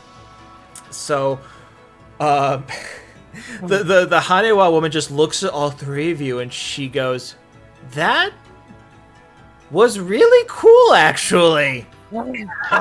Yeah! One Tanuki, please. They're all destroyed. Yeah, I was gonna do that if this was an explosion, but like Kyle said, it's just a big bullet. I'm like, technically they don't explode, so So she laughs and she nods and she hands you all giant Tanuki plushes. Yeah! I made luck my own. Hell yeah! You did. And so as you guys are walking with your Tanuki plushies, she's casting mending on her stand. Oh, big God. Yeah. Oh man. By the way, after I take the shot, I get the Tanuki. I'm thrilled. And I'm like, oh fuck, I gotta reload. And then you see me like struggling to reload this thing. Actually, that's good that you're doing. So as you guys you're reloading at the firing range, you see a little kid go up and take a shot at one of the targets. He misses completely, and the bullet ricochets and actually hits the Hanewa woman. And now she's made of like clay, so like it like grazes her arm, and you just watch clay shatter, in like a very brittle looking spot. And she's like, I was really hoping that wasn't going to happen for another few months. And the kid just looks completely mortified. She's like, it's okay, honey, don't worry, but you don't get the Tanuki prize. That she cast mending on herself. Or rather, probably would have to be a heal spell, I think. Yeah. Man, it's a really good thing that he didn't actually hurt her, because if he hurt the sweet little old lady who gave him a giant Tanuki prize, I just reloaded. Please don't kill a child. Yeah. I was like, if that's the rules, please don't kill the kid. I'm kidding. I'm pretty sure that's against TOS, even in D&D. Yeah. But seriously though, I do see like the sadness of this kid not being able to do it. I look at my massive Tanuki, I look at the sad child, I look at the massive Tanuki. Looks for you! And I literally I shove the Tanuki in the kid's face. Take it! Okay. What a good guy. And some say Doke's heart grew 3 sizes that day. Well, Doke, you can definitely make luck whatever you want it to be because you do get a point of inspiration for that. That was very Yay! even though you brought out a fucking weapon of war. Yeah, you know that when you put it like that. Yeah, a glorified siege weapon. Yeah. Hey, I saw something I wanted. I got the inspiration telling me to make fortune my own, and I did it. Yeah, we technically came full circle. I just love the imagery. Yeah. I'm just like, that was cool, actually. Yeah. Cool. All right. So what would you guys like to do next? Let's also talk about how all that noise attracted a bunch of people. After the gunshot, some people would go like, "Oh, that was cool." After the Onzutsu or whatever it's called, that explosion that scared a bunch of people. Children are crying. Some people are laughing because they think that's hysterical that you brought a weapon of war to this. You think you see guards coming in the distance? Maybe not. Yeah. Hopefully not. Oh, good. Hey, guess what? Immediately, smoke screen and runs into the crowd while smoking. Yeah. While that's going on, I think I was already heading over to Matt because I think Sandra's like, I know where this is going. I'm gonna get my thing done before we have to leave town. Alrighty. So you're gonna go to the straw cutting thing? Yep. Cool. Yeah. So you go to the straw cutting thing, and you do actually see someone who is you recognize there, and that is Takeru, who is the son of Lord Omoyama, as he's goes up and he's just doing a cutting demonstration. And I'll actually have Sandro do this. Roll me an insight check, please. Sick.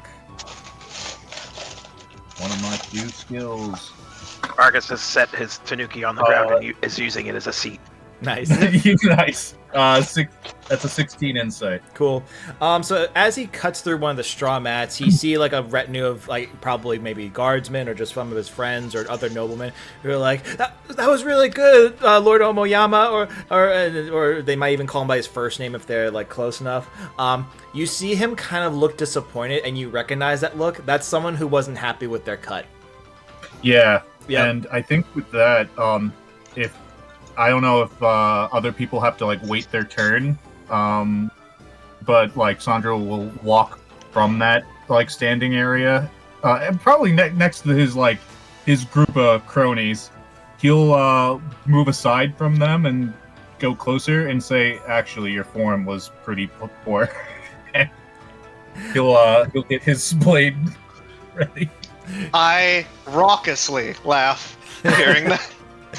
Yeah. Cool. Give me a persuasion roll, Sandro. Sick. How's a 15 do? That would have been good if Akuribi didn't laugh. Yes. So what That's happens what we is, love to hear. and legitimately that would have been good, but then because Akuribi laughed, at first he took it as actual advice from a fellow swordsman. He sees how you carry yourself. He knows that you're skilled at what you do, so he took it as actual advice. But then when Akuribi starts laughing, the guy who was flirting with his sister at his father's wake / funeral, it went from, "Oh, these fuckers again." Yeah. So he just kind of he goes from being having a look of oh god, you, and he's just glaring at Akuribi.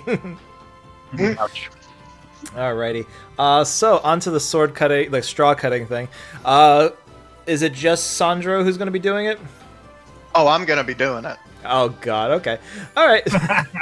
So since this does require a sword, as you need one, they do actually have loaner swords there that you can borrow. Can you give me, please, a D4 roll for Akuribi? Since Sandro has his own, he doesn't need to roll. Now, Joe, hear me out. I'm so terrified. I want to go sand sword Okay. because I have the elemental strike ability. So I'm going to, with a stiff hand, I'm going to imbue it with very hot lightning and attempt to cut through it with my hand in a greater effort to show off and show that I'm better than the brother. So as I understand, instead of using a sword, you're turning your hand into a laser sword. Yeah. Yep. Yeah, pretty much. Perfect. Your hand's a lightsaber. Yep. Anyone else want to do anything? Is a sword required to do it, or can you use any like sharp weapon? Please do not bring out a cannon.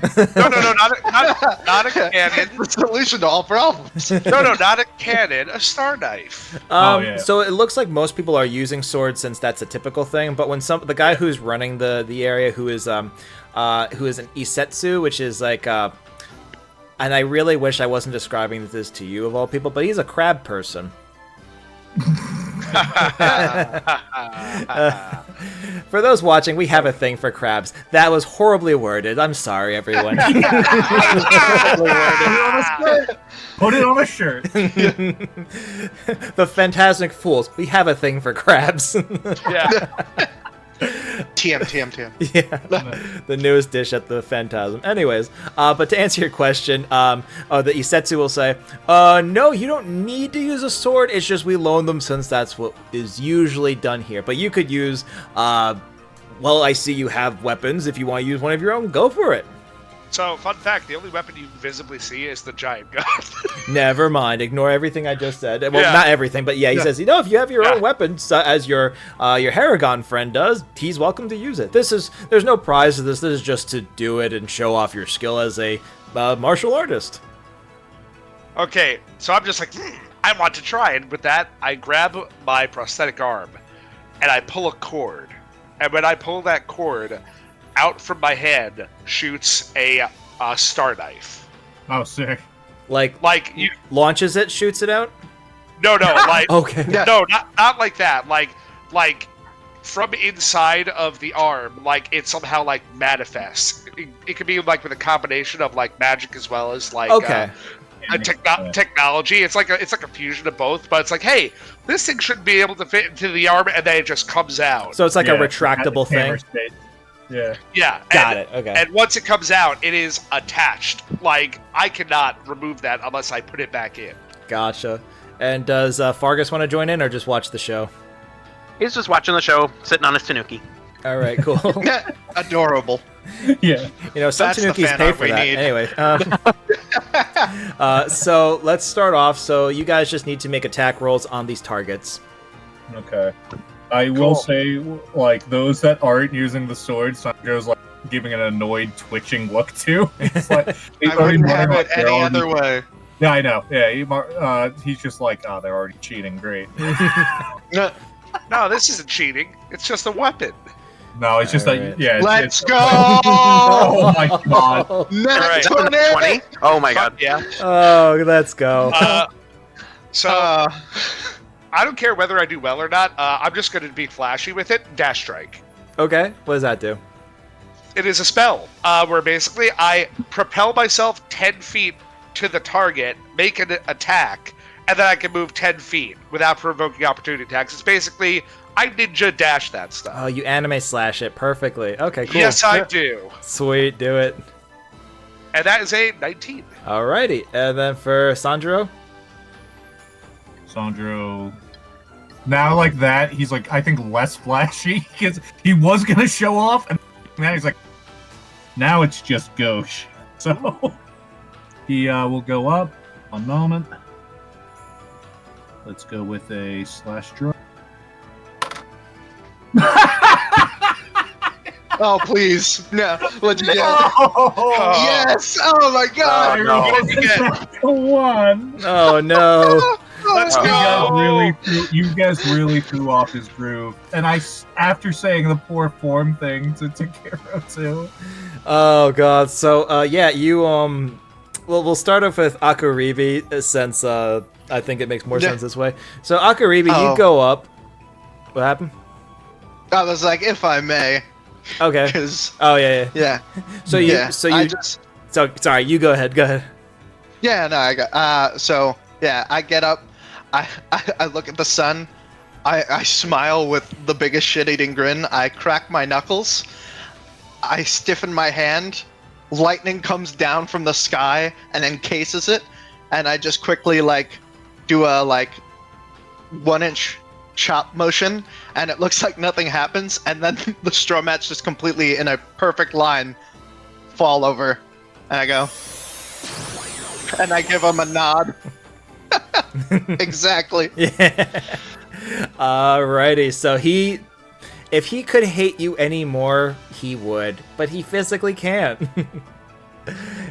Alright, Doka, do you want to describe in more detail how you cut it up? You kind of did, but if you want to say any more, you can. Oh yeah, sure. So basically, like the second he says I can use my own weapon, my arm just like appears this large, star knife, and then I immediately am just like, works for me, and I jump into the air, slash forward, and cut this thing in half, and then I just kind of like land 10 feet away and do that super anime bullshit where, hey, my mecha arm undoes and the weapon disappears, and then the item that I cut in half like slides away. You know what I mean? Yeah. Yes. Maybe not so many slashers, but that's what happens with you. So yeah, that does that. And the other thing too is like the Isetsu says, the whole purpose isn't you're winning prizes; it's just a show off. So you very much complete that task. As the lightning striking down and Akuribi cutting it perfectly in half. People are like, "That was so cool! That was amazing! Cool! He's a firebender! He's doing that! That's so cool!" And then with Doke doing Marcus is clapping. yeah, and it's with Doke as you do oops, I just ripped my own headphones out of my head. Excuse me, 1 second. Alrighty, we're back. That was recorded anyway. So, as Doke, gets his weapon out and just dashes forward, lands perfectly graceful, and it just falls after like a split delay. People were like, "Oh, no, he did it! That was so cool!" And then people were like going wild. And as Sandro goes up. And unfortunately, with a natural one, your blade gets stuck in the straw. Your cut angle was off as you're watching all of this, and you're just like, these fucking itch. And so, you're just stuck in there. He's tensed up. His, you see his, face now, where he's got that kind of, resting bitch face. His eyes are, the first time, and I think you guys, traveling with him in weeks, seen them, fully wide. Yeah. I was wondering. I think he steps back, letting go of the hilt of his katana, and then he just walks off like he did, nothing happened. Gotcha. Leaving the sword in there. Yeah. So people are just like, they go quiet for that. They're like, oh Yep. boy. So yeah. I just kind of save face and go like, all part of the show. Yeah. And I take the katana out. Chasing after Sandro with his own weapon. His ears are just down. He's trying to cover his face. He's like, no. Actually, this is perfect then. Emotional damage. Oh yeah, big time. Oh no. Big time. Roll me a d20 of that emotional damage. So much pride damage. Yep. I talked all that good shit. Cool. All right. Well, that was the sword kind. Let me put the music back on, and let's do that again. You guys had to do that, the one thing. This was my thing, guys. Sometimes the story just tells itself. Yeah. No, my heart just dropped when I saw that one. Yeah. Alrighty. So, is there anything else you guys like to do? Oh God. I mean, I gotta face the wind. I told Bay I would. Cool. So Sure, why not? Cool. All right, so you guys make your way to the Face the Wind challenge, and this one seems to have the most attention, again, because Lord Omoyama was a airbender.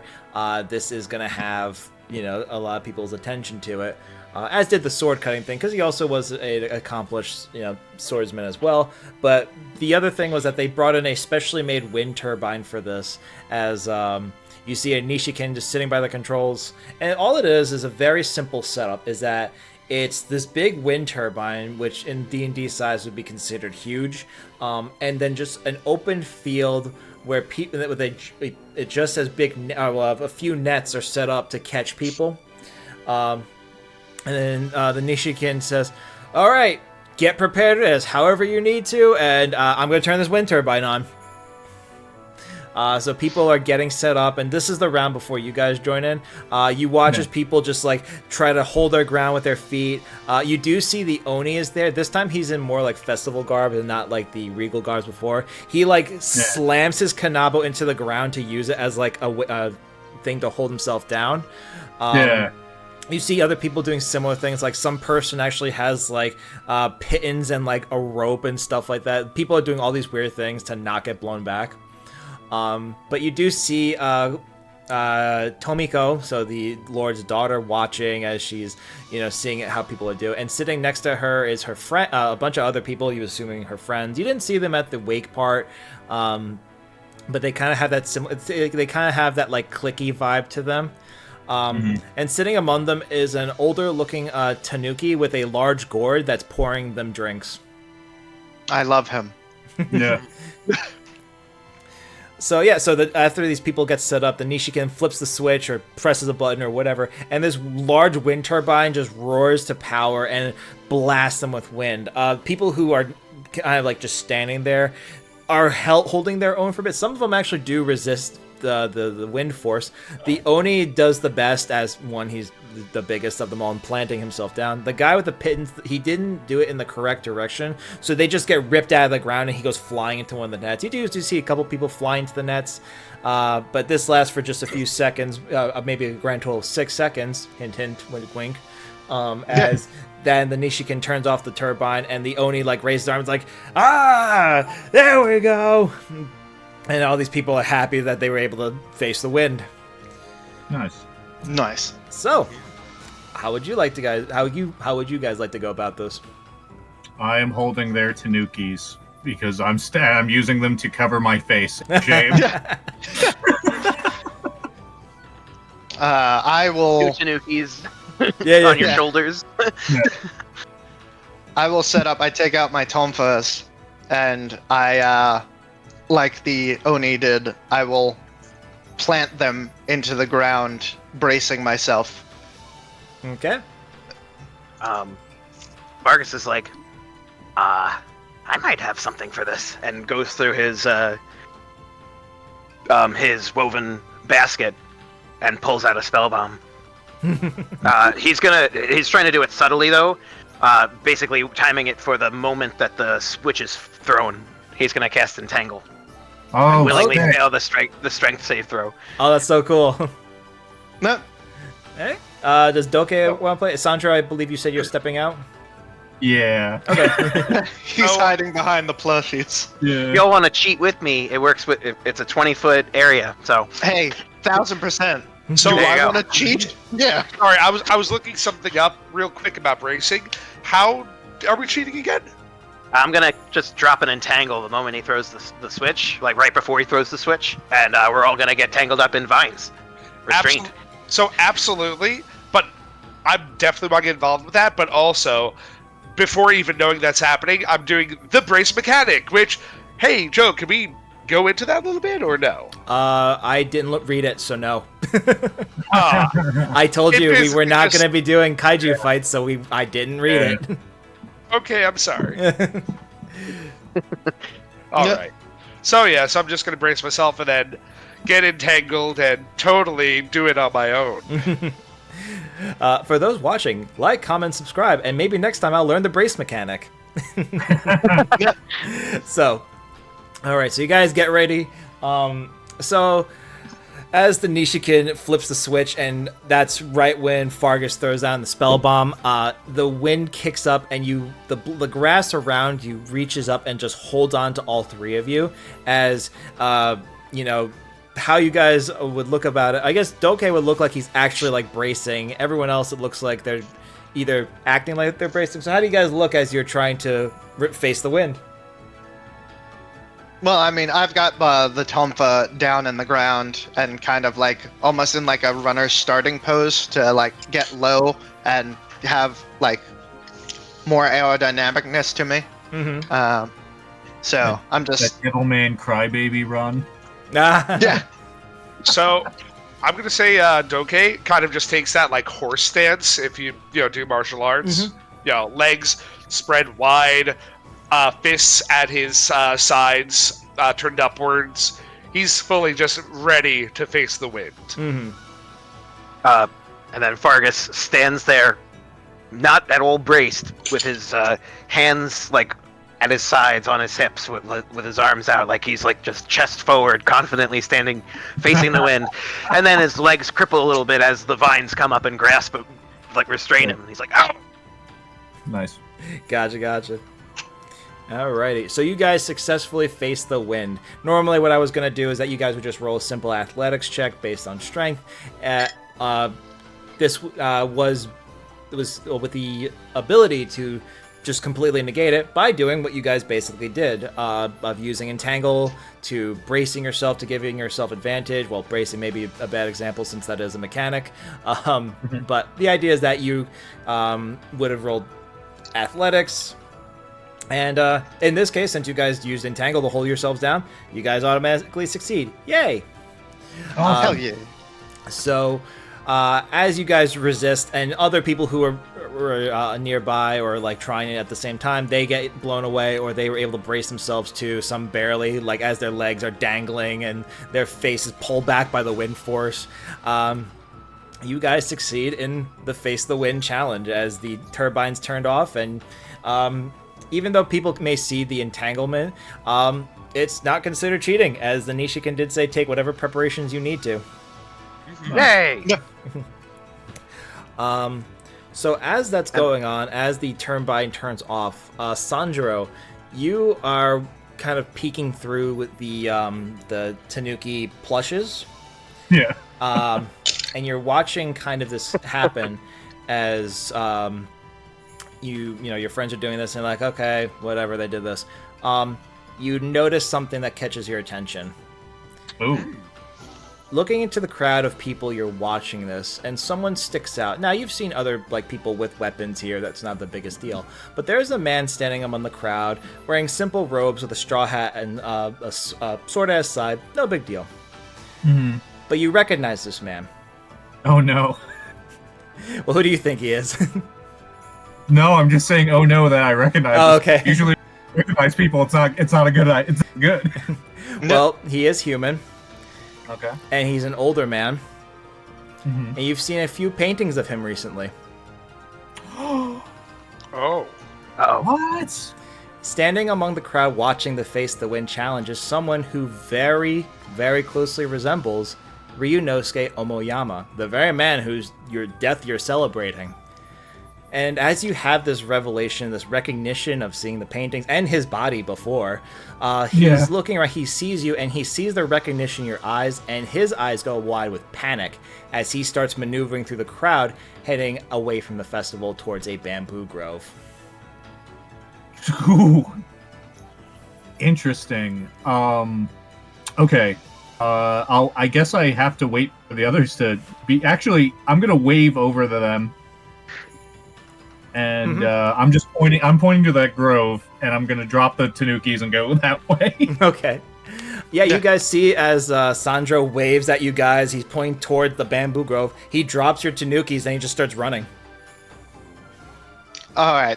Seeing that with my enhanced, I have like 35 feet of movement, so I'm gonna dash. So I go and pick up the Tanuki, go to the daughter, be like, "This is for you. Don't forget our agreement." Kiss her hand real quick. I gotta go follow my bodyguard. And I run away. All right, Doke and Fargus, what would you guys like to do? Oh boy. Hey, so I see my good friends chasing after someone. Mm-hmm. Cool. Expeditious retreat. Cool. Wow. Oh yeah, you have that too. Yeah. Sick. I'm gonna cunning action dash and then dash. And as I'm passing my Tanuki, I'm gonna grab it. Cool. I'm not leaving it. I'm gonna let somebody steal it. So, same as Charlie, expeditious retreat, dash and dash. Cool. Alrighty. Yeah. So I can turn off this song now. And I think the other one was what I had planned. So basically what happens next is you guys all run after this person, and as Sandro starts off running, eventually he gets caught up with by the rest of his retinue, and the man that you're chasing after, eventually you do see him running by himself towards the bamboo grove, and as you guys are using your abilities to catch up to him, he notices this, and then he kind of crouches down almost like a sprinter, and then you hear a gust of wind as it takes off. As we said, Lord Omoyama is an airbender, and he's using that ability to take off into the bamboo forest. Sick. Now, seeing that, Sandra's like, "Oh no, you don't!"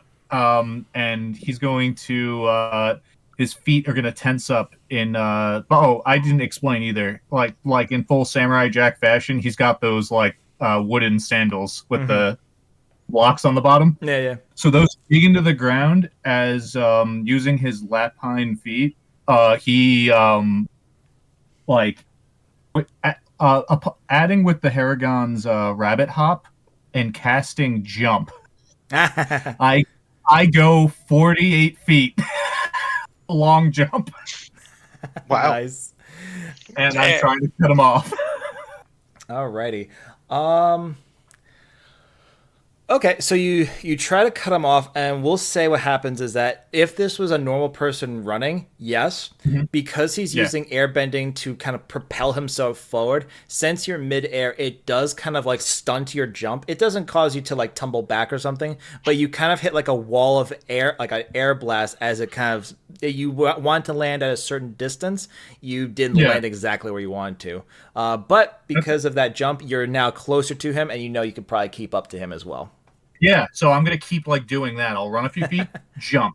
Run a few feet, jump. Cool. So I'm going at 50-foot bounds each time. Sweet. And I think with just about everyone's abilities, you guys are probably doing similar things.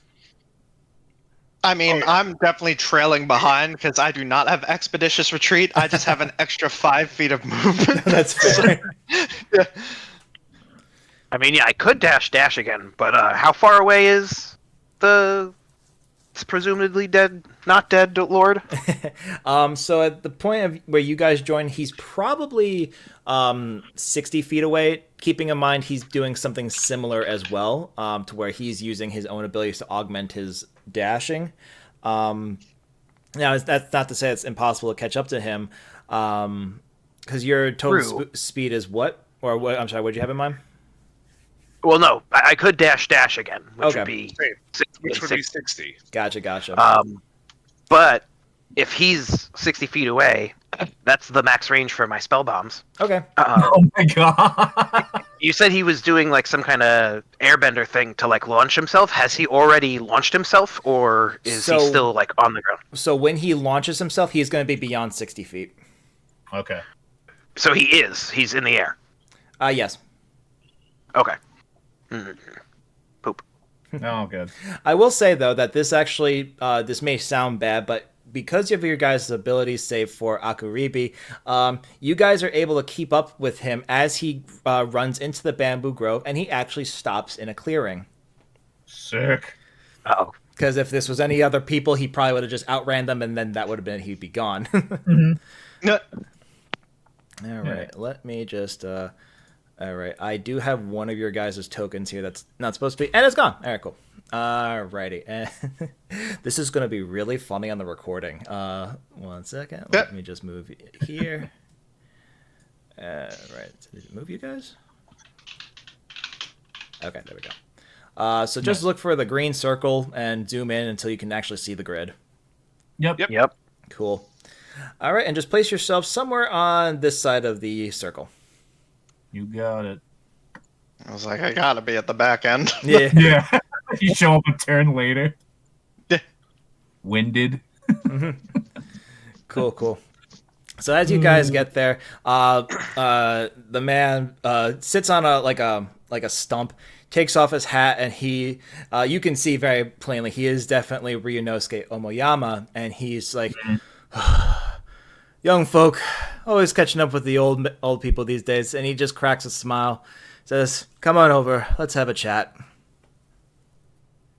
I approach. Yep. And no blades drawn. hands out and just being like, "Yes, you're supposed to be dead."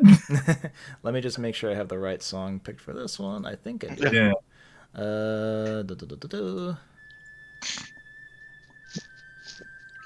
Yeah, this sounds like a good. I probably should listen to more than the first 4 seconds, but we'll get there. It's more Okami stuff. Mm-hmm. As everyone else kind of like approaches, I kind of want to. Could I possibly like stealthily just cast mage armor on myself? Because I don't trust this. You don't feel like you need to be stealth. I mean, actually, no. For Doka, he probably needs to feel it. Before you cross into the bamboo grove, into the clearing, yeah, you can absolutely cast mage armor yourself. Mage armor. Okay, thank you. Okay. Yeah.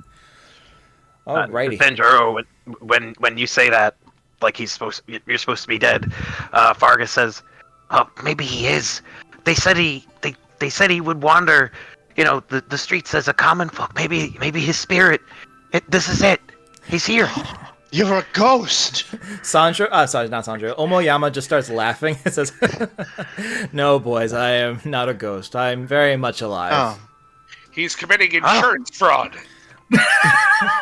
He kind of just like he tilts his head and goes, "I don't know if there's much insurance for that. Allow me to explain.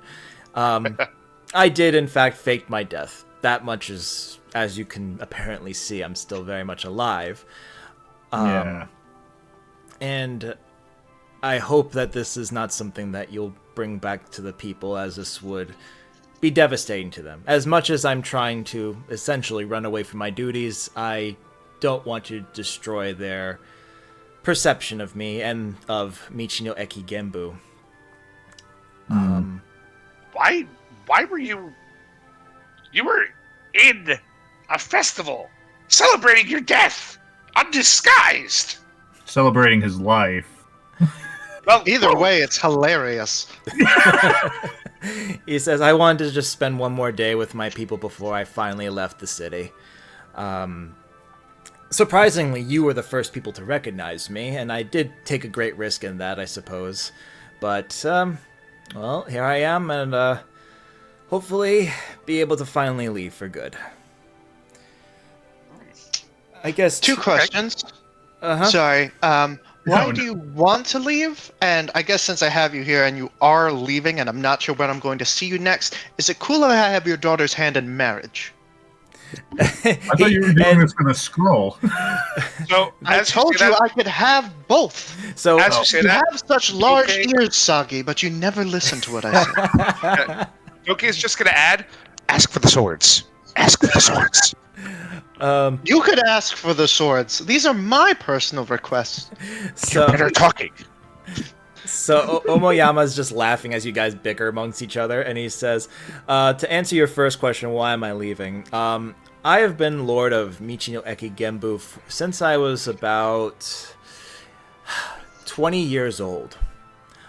I'm in my 70s, and there is no real retirement from lordship. There are some places that do, but I suppose you could say this is taking the coward's way out. I don't have the heart to tell my people I don't want to be their leader anymore. And so something happened that made me make the decision that I will go finally live the life that I want to live. I never wanted to be a lord. It was just something I was born into and I took very seriously. And then I met someone who showed me a different path forward. And so I will be going with her and living the life that I want to live." And he says that, and there's like a sadness to him that he feels bad for what he's saying, but that is the decision he's ultimately decided to do. Yeah. As for your second question, my young friend, as much as she's my daughter, you could do so much better. Oh, oh, Wow. Now, that's not to say Wow. I don't love her and my son, but I heard how she was at my funeral, and I know how she is right now, and I just know my daughter. if you really want my blessing, I don't know how much a dead man's blessing will get you. You're not dead though. Well, I was saying it's just a principle. Like I don't. No, Sancho's like not like he's like not just he's not having it. He's like, but you're not dead though. He shrugs and says, "You're not wrong, but at least into my daughter's eyes, I am." Yeah. But again, that's your decision. I mean, her mother's still alive. You can ask her. I'm sure she would be elated to have. Yeah.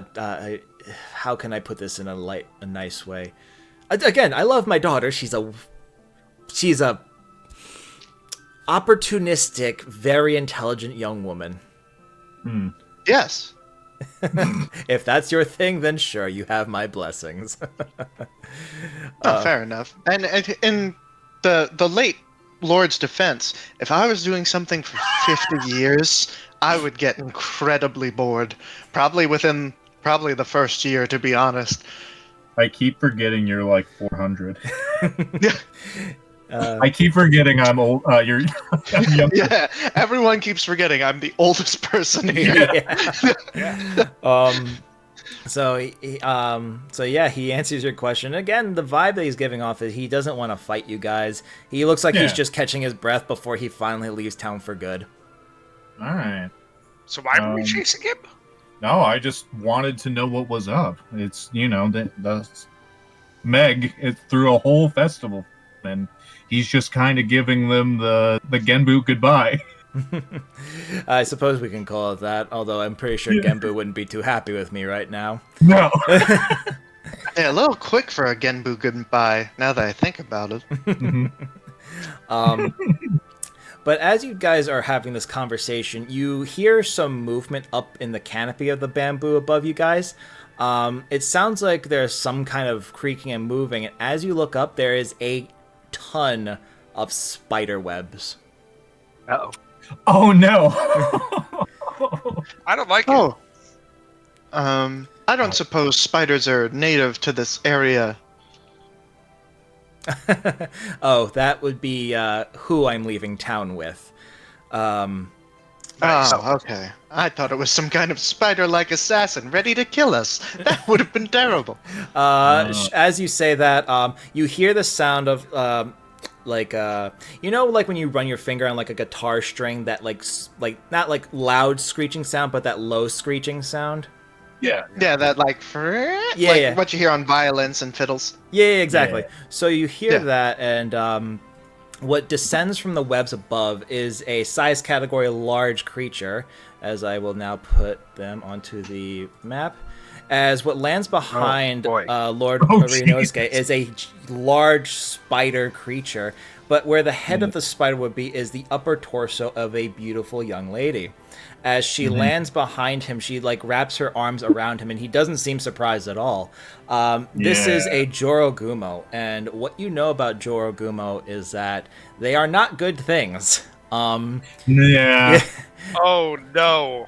So if you guys would like to roll a history check, Yes. Could I roll or an actually insight? nature would probably be better. Oh, Yeah, okay. nature. okay. Roll nature. Yours. 18. Okay. Big That big is spider lady. That's all I got from that roll. 21. Okay. And- 9. Okay. So 9 bros. So Akaribi and Sanjuro, fittingly enough, both get this. I will say, just general thing you know about Jorogumo is that they are known to basically, again, they're evil yokai. And another thing I'll also describe too is that in this version of the Yokai Realms, yokai is just a term to describe creatures that it's kind of like how like monster folk like elves, orcs, and tieflings are monstrous folk. But that doesn't mean all monsters are folk, if that makes sense. So yokai, because we're all technically yokai. Yep, exactly. So as you see this Jorogumo, you know from what you've heard from people talking about Jorogumo is that they are very much man-eaters, that they are the type to just, literally drag men into caves below and eat them alive. And do they do that through enchantment? If you didn't roll a 9, I'd tell you. But thankfully, other people in the Oh, party alright. did roll above Damn a it. 9. Fair. Okay. Yeah, you know I that don't know that. charming is a very common tactic, as well as shapeshifting for Jorogumo. Okay.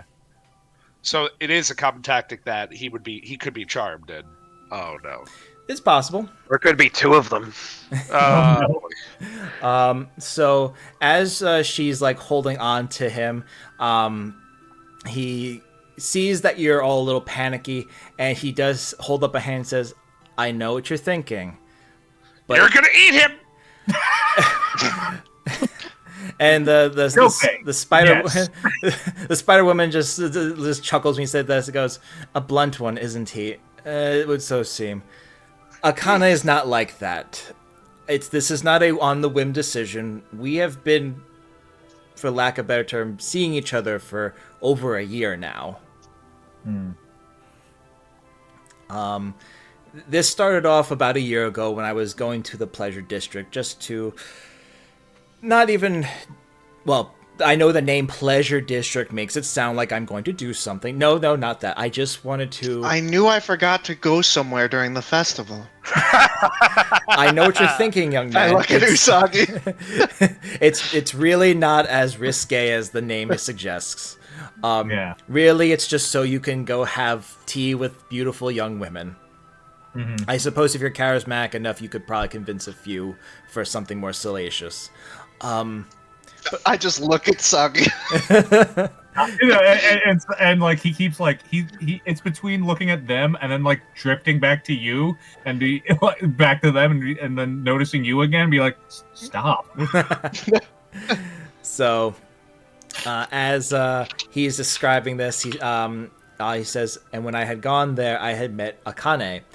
Akane and I just were spending time together, and we just enjoyed each other's company. Although I do have a wife, we were set up through arranged marriage. I never fell in love with my wife, but I fell in love with Akane. It wasn't until a mere couple months ago when she revealed herself as a Jorogumo, but she was still the woman I fell for."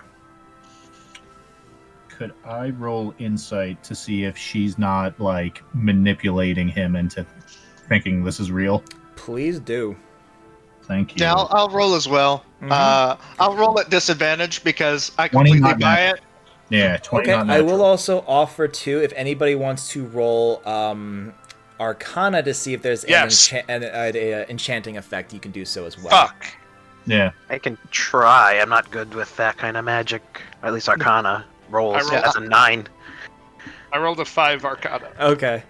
I'm sniffling and I've got tears in my eyes because it's such a touching love story. Yeah. So, really the only one who rolled well is Sanjuro. Yeah. So, Sanjuro, you look at Akane, and as he's telling this story, if it wasn't for the gigantic spider body, she looks like just a regular woman who's holding on to the man that she truly cares about. Okay. And as Akaribi is like tearing up, and as the other guys are trying to see a charm effect, you can't really see anything. He said he's been seeing her for over a year, so if there was a charm effect, it might be deeply ingrained in him at this point, if there was one. Yeah. Oh. I think Sandro's just gonna say, "All right, that's all I need." And his hands are removed from like near his swords and starts turning to the other way. "Do what you will. I wish you the best." And he starts head to the edge of the grove. It's so touching. Do you also have any scrolls on your bending? And he chuckles and says, young man, if you truly wish to have dealings with my daughter," and as he says that, Akane rolls her eyes, all 8 of them, I guess, and so he says, "There is a scroll. It doesn't have the most powerful airbending skill. You probably could just learn it naturally yourself, but if you want a little jump start, it could help you out." Oh, yes, please. Any scrolls. And by the way, if it makes you any happier, she thinks I'm a noble. Oh, I would love to know how you pulled that one off. Oh, I just said it, and everyone believes me. It happens a lot more than you think. From my dealings with the Kitsune clan, I completely believe you, my young friend. Yes, just remember, if they do ask, you never saw me. I ask for the same courtesy. Absolutely. So everyone's like turning around and getting ready to leave. That's what Sandro's doing. Fargus is frozen. I'm going to do something very, very desperate. Don't look at me. Uh-oh. I'm going to approach. I'm going to be, I'm so happy for you and your beloved. Can you help a poor man with hate in his heart? And please, just like do like the desperate begging, like on my knees thing. Can you please give me some money? I just laugh out loud. Right. I saw your palace and it was so lavish. With that, Akana giggles a little bit, not like a condescending way, but she thinks it's endearing what you're doing. And Omoyama just scratches the back of his neck and goes, well, I do have some money on me I could give you. That's not a lot, but it's kind of what I needed to travel to the other provinces. It's like 3 coins and some pocket lint. Yeah, literally. Hey, that would double my current financial standing. No. Yeah. He does reach into like a coin purse and he does hand you 10 gold. He goes, that's about as much as I can spare. I hope that's okay, my friend. I just look up. Bless you, my lord. You're a good man. I get a little closer and I hold his robes and I'm like doing the thing where like I rub my face against. Like, you're such a good man. He looks incredibly embarrassed and Akane is just laughing the entire time. And she, as you guys are leaving or frozen, she actually speaks up and she says, I thank you for your kindness, young wanderers. Lord Omoyama doesn't have much life in him, and all I want is to give him the best life he can live for what few years he may have left. And when she says that, he kind of leans onto her arm with his head. Again, very lovey-dovey. Mm-hmm. I turn around, tears in my eyes. He was the best of us. You knew him for 5 whole minutes. I think in IRL time, too. Yeah. But before leaving, I will go up to him, just kind of like chuckling and be like, I don't know how he keeps forgetting this, but most of us are rich. And I give him 15 gold pieces. Again, the couple are laughing. And yeah, does Fargus want to do anything before we see you guys leave? He's just wide-eyed, like staring at the spider monster, waiting for it to attack him. Mm-hmm. Oh yeah, he's just like defensively. Yeah. Seeing that that's not going to happen, he doesn't feel great about just letting this guy go, but he will move back with you guys. All right. Yeah. So the group's consensus is to let Lord Omoyama go with his spider waifu. Got it. As far as we, like I didn't pick up any weird signs from it. Gotcha. So, Yeah. Cool. So as you guys, Actually, I'd like to do one thing before we go. sure. oh. Gunshot.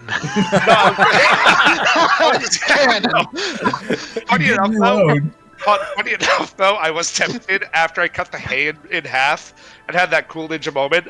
I was tempted to just bring the gun out to blast it away. But, Oh god, I knew it. but for this, no. Like the last thing I want to do before we do head off is, I kind of want to do like another skyward like analysis, like tap into the chrome for a second, look above to see, hey, are there other spiders around? Oh. Okay, yeah, you tap into the crow and you fly up into the canopy, avoiding any kind of webbings. It looks like this was just kind of like their hideout. Like, you see, look very rudimentary, like, bedding for him, and like, you know, it looks like there's like a travel trunk in there, so it might be whatever stuff he's bringing along. So it looks kind of like, almost like someone's treehouse up there, made of spider webs. I straight up just go, he's gonna have a very, very happy rest of his life. Use your crow. Look through his stuff. Look if he has a journal and be like maybe he's lost his mind. Yeah. Like, man, I sure hate being captive. Oh wait, I love spiders. Like, I was more or less looking to see if there were other spiders like waiting for us to leave to kind of like pounce on either him or no, us. I know. But now that we see that they have like a domicile up here. Mm-hmm. Sure. You know what? When we get out of the clear, I can send my bird to just kind of like look through stuff. How easily can you get a new bird? Easily, it's a ritual. Yeah. All right, good. All right, so you guys let the happy couple go. So she because she's so much larger than him, she just kind of scoops him up, and with that same strand of webbing, they go up into the little hideout, and they scurry. You hear them kind of wander off in through the canopy of the bamboo grove. Cool. And they live happily ever after. You guys, however, Fine cracking sounds. Oh. I told you he was going to have a very happy rest of his life. I didn't say it was going to be long. Yeah, right. I'll get rid of you. And why can't I grab? Oh, because you're on the wrong thing.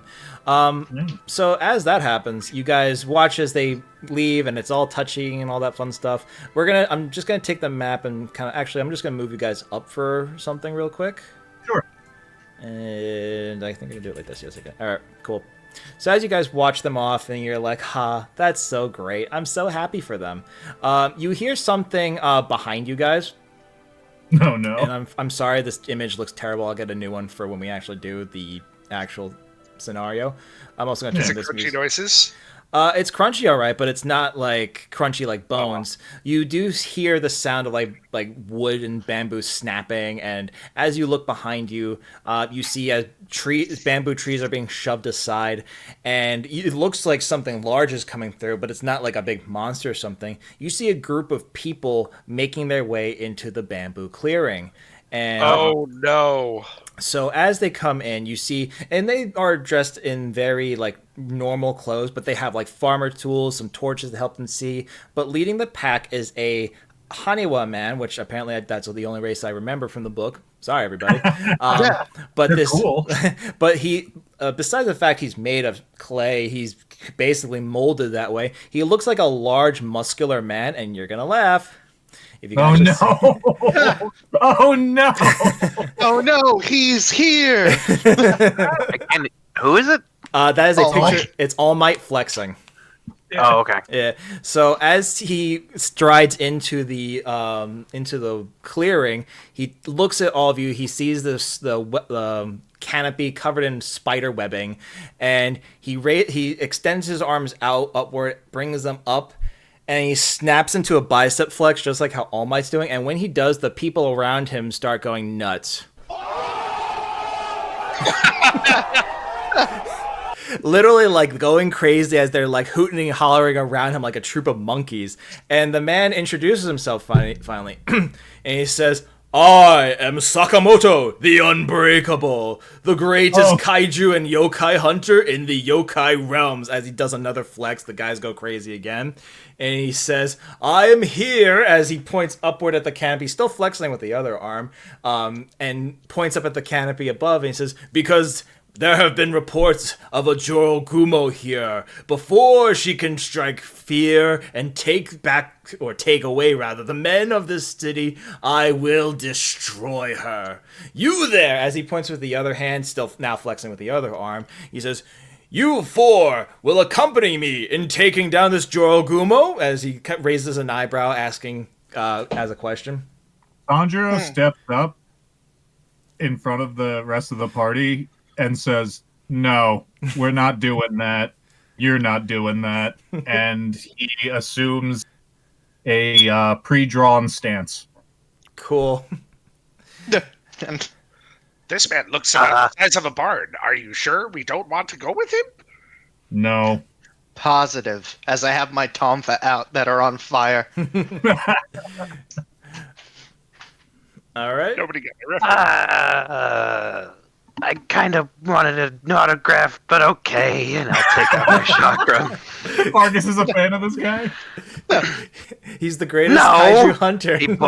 Fargus blushes. No, I'm not a fan. Tucks away his trading card. Yep. He's the My Deku. pog. Yeah, he's the Deku. Yeah. So, before we do anything, I just want to ask, why do you want to kill this? You said Joro Gumi? Joro Gumi? So you would know what a Joro Gumo is, because that. Oh, yeah. No, I know. I'm playing. I'm so sorry. Okay. He pulls back the hand that was pointing at you. He assumes another flex. I don't think I have it ready here. Give me 1 second to see if I do. Why don't you have a folder devoted to different flexes and poses? So I do. The problem is I then have to bring the folder into Roll20, and that is okay. And let me just expand that into. I appreciate the dedication to the bit. All right, I will draw the poses. Draw them later. Let me do that, and then he assumes a different pose, and I apologize to Kyle because he's going to hate me for using this as a reference for this asshole. And he's flexing like No, that. I love it. No, I love it. Okay, Thank cool.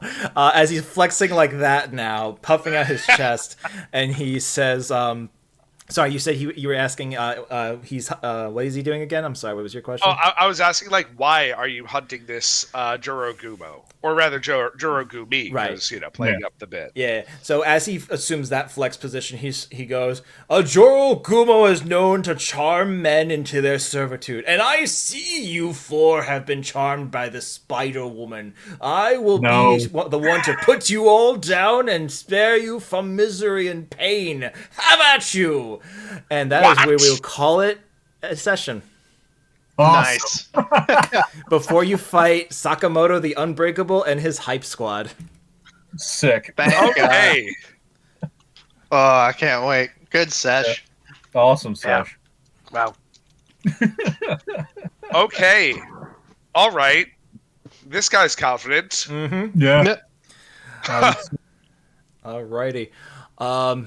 And yeah, hopefully we'll have this next session recorded relatively soon. And if not, enjoy obscurity, YouTube. Ha ha ha. No, we're gonna definitely Algorithm bless us. Yeah. No, we'll get that Sakamoto fight next episode. So like, comment, subscribe when you want to see them fight Sakamoto and his hype squad, and we'll see how that pans out. And hopefully remember the little hint that I left in today's session for how to deal with him in phase 3 of the fight. Shit. I think I need to break him. All right, session's over. He got me. Yeah. Wait. Doke could use his really big gun. Oh, I forgot about the big gun. Hey, he is just a guy, I hope. But I was more hoping that the guy would eat 12 dozen eggs and just get salmonella poisoning. We're clearly fighting Gaston. Yeah, you're not wrong. I did base him off of Gaston, but I said that. All right, goodbye, YouTube. We'll see you next time. Bye. Bye.